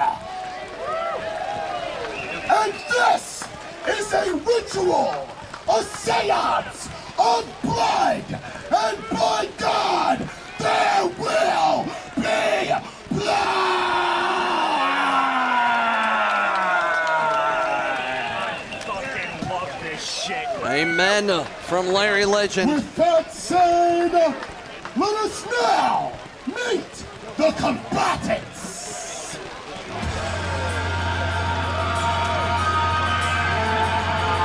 The rain keeps pouring, but we're ready for the finals of Tournament of Death. Rain or shine. And Dread with Jury ready to stamp their tickets. They had one goal in mind. They want to win Tournament of Death, and nothing is going to stop them. No Psycho Samurai, no Psycho Shooter, no king of this shit. Not even a party animal. Dread, one name, one goal, one word, victorious. You list those names that Dread had to get through just to get to this point. Dread has been to the finals before. He was this close, believes he won last year, and now is looking to right the wrong here at Tournament of Death 22. I mean, he sees that scaffolding. He remembers when he went through that from Mickey Knuckles. Plummeted from the top of that, cost him his reign as winner of Tournament of Death. Bow or bleed is on that t-shirt. Dread has bled. He ain't bowing down to nobody. No gods, no masters. Dread is here in the finals of Tournament of Death 22. But in his way stands a monster, the human meat grinder. Party animal number one. I have never seen Slack this way. He's got so much intensity. Slack is ready for the finals of Tournament of Death. Slack literally, if he had his way, would put Tim Strange's head on that spike he owned. He destroyed two legends in Eric Ryan and Mickey Knuckles. He is coming in. No party animals, no air guitars, no fun music. Straight to the point. You can see a lot of that blood has been washed away by the rain, but still a thick coating on the face of Slack. As he's just cursing the gods. But he is ready to maybe make himself a legend to win another deathmatch tournament. We take it to Larry Legend for the official ring announcements for your finals of CCW Tournament of Death 22.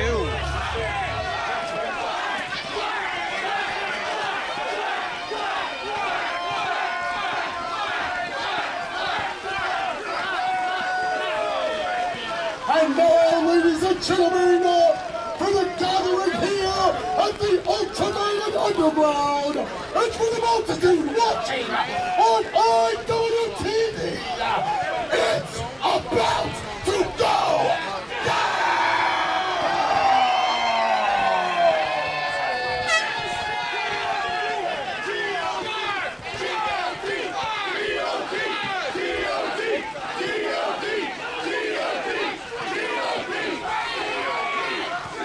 These are the finals of Tournament of Death 22! to be contested under pains in the rain.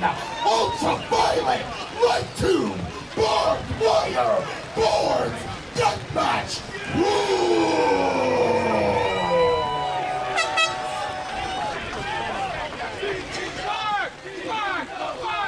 Also known as the 20 Seconds Circle of Hell Deathmatch!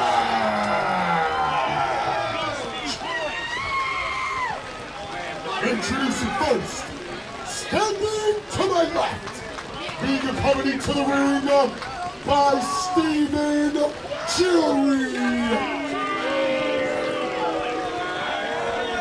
From South Bay, Los Angeles, California. In tournament action this afternoon, you have seen him qualify for the finals of TournamentXXII with victories over the king of this shit, Nick fucking Gage.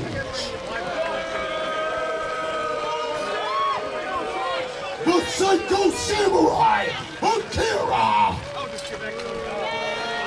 And the ultra-violent Psycho Shooter, Drake Yager!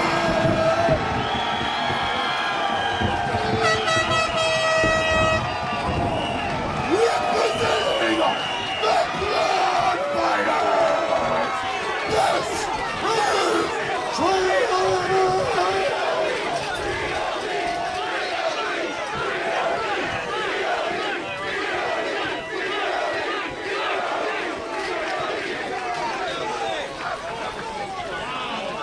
And his opponent, standing before me right now, fighting from up Schitt's Creek.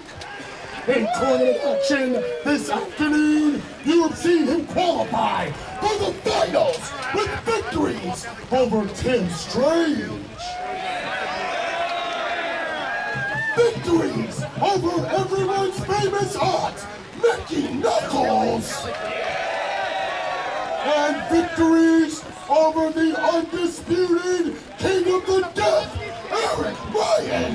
This is Public Animal #1.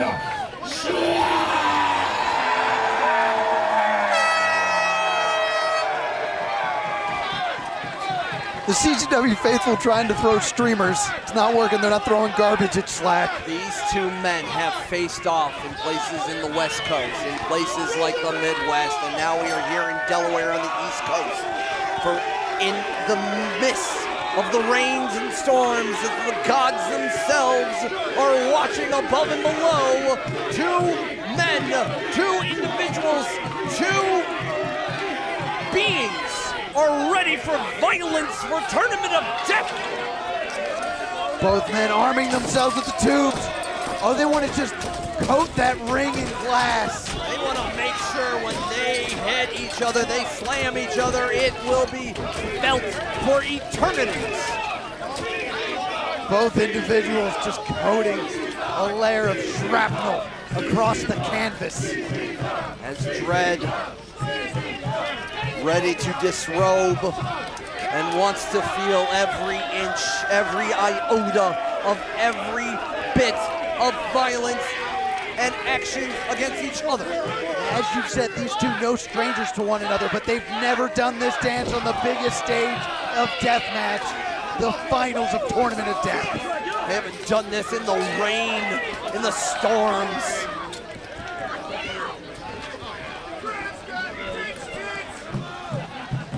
As we watch. Single leg takedown, sends Slack down into the glass. All it takes just a little bit of action and momentum to get your opponent off their game into the pool that is filling up in the center of the ring. There's another takedown there. Working that headlock there. Look at just the puddle of blood that's leaking out of the arm of Slack. I mean, both individuals have had battles, bloody battles through their one-on-ones, through their both individual triple threats. And you can see with each one of those maneuvers, that pool in the center of the ring gains that crimson hue. They're both battered and bruised. Look at the power.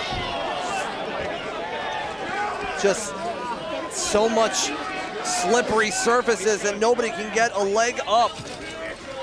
Slack has that chair just right across the top of the skull. As much as Schlag was here for a good time, he still has been so violent in his matches. Probably the most violent we have seen him been. It's Tournament of Death. It means something. Setting up those chairs in the center of the ring. Looking to do more damage to Dread. You see the arm and the shoulder of Schlag, and maybe even the arm and the other shoulder of Dread, both bleeding profusely. Throwing those tubes out of the ring. Schlag finding a window to get through. Gonna go to the top rope here. Don't know how smart this is. As Dread got back up and met him halfway, and now... Oh no. Oh, the chair crumples around half the body of Schlag with that massive frame. You just see the back of his head ricochet off the steel there. But somehow, Slag's still conscious.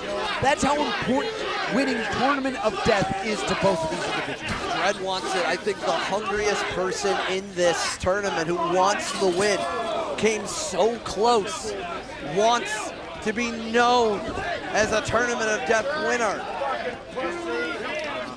Being widely respected through those fans. The years and years of CZW that has been around from then, now, and into the future will always be known, but Schlag, just an absolute beast. I can't believe he's still standing after taking that fan of light tubes. That's just an assault of glass, constantly rocking your skull. And Schlag once again loves to crumple the parts of the tubes and just stretches them into your flesh. And now he's got the tube in the mouth of Schlag. Oh, and just pulls it apart. Schlag eating glass, literally. I would say if Schlag wasn't missing some of his front teeth, you would be knocking out some of your front teeth from that. And now, Dread trying to draw a picture with scars across the back of Schlag. Schlag is just slipping and sliding. Oh, again. Nothing but impact in those tubes.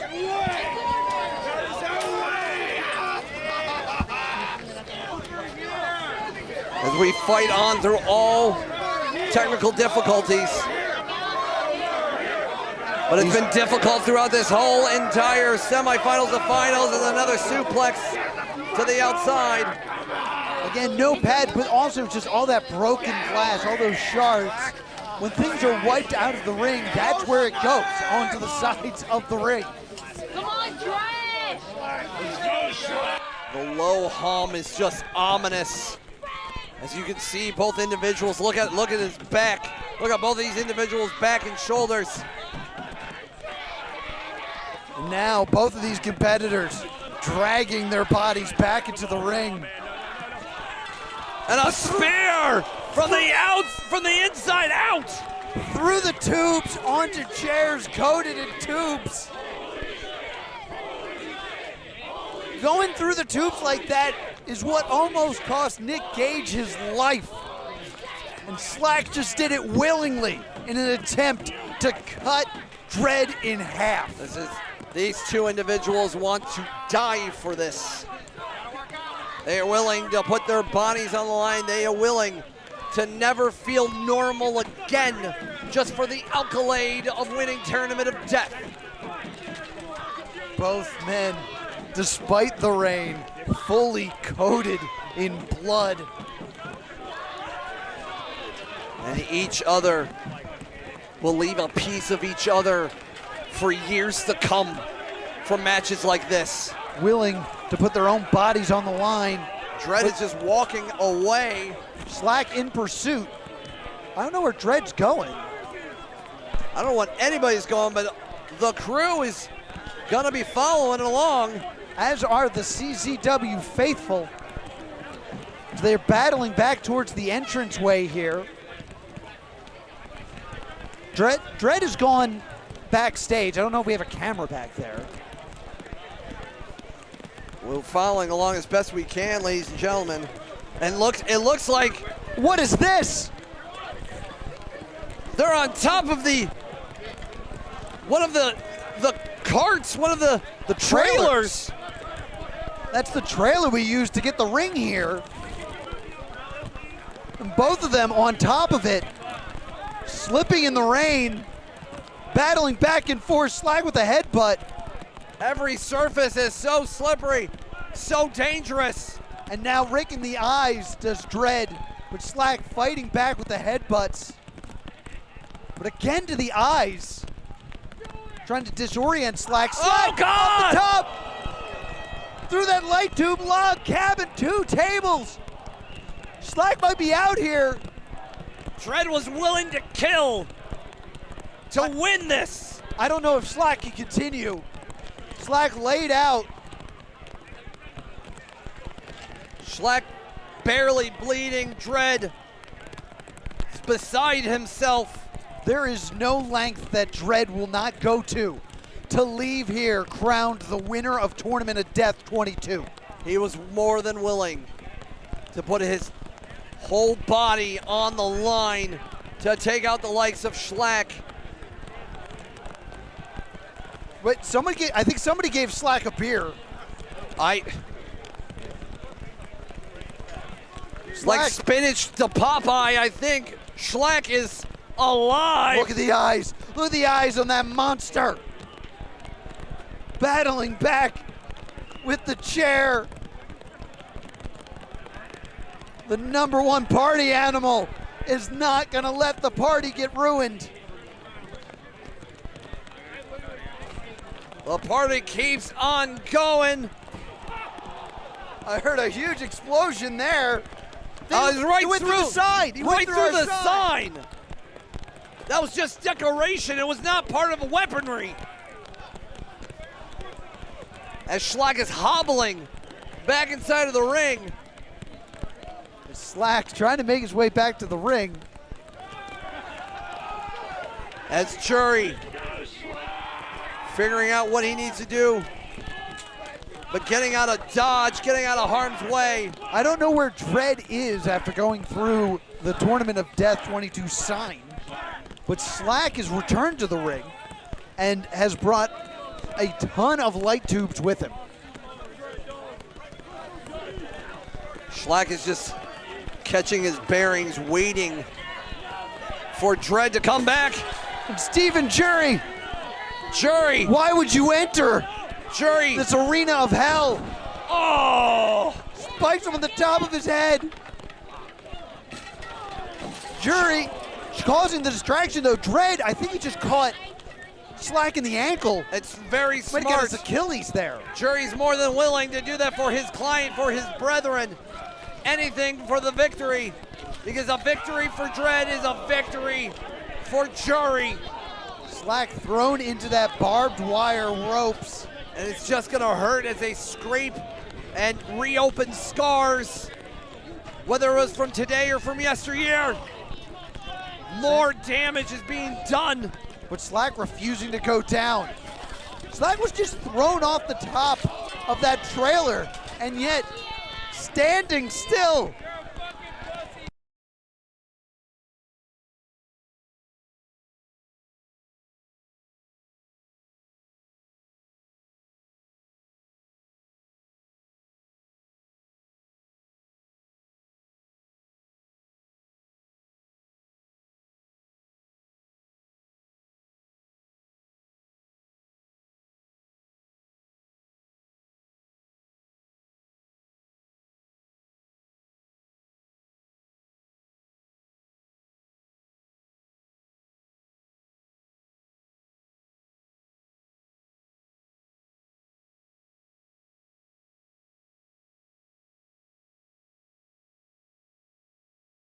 For staying with us. Dread setting up this door. A massive explosion. The explosion knocked our feet off for moments. We are back through thick and thin, through the fire and flames, through all of the rain. TOD 22 continues. And now set up on that table. Just a dangerous situation. Dropping those tubes. Dredd making sure Schleck does not get up for at least a moment of time as he continues setting up God knows what. Schleck not moving right now. Unresponsive, but Dredd wants to put the exclamation point. Leave doubt in no one's mind.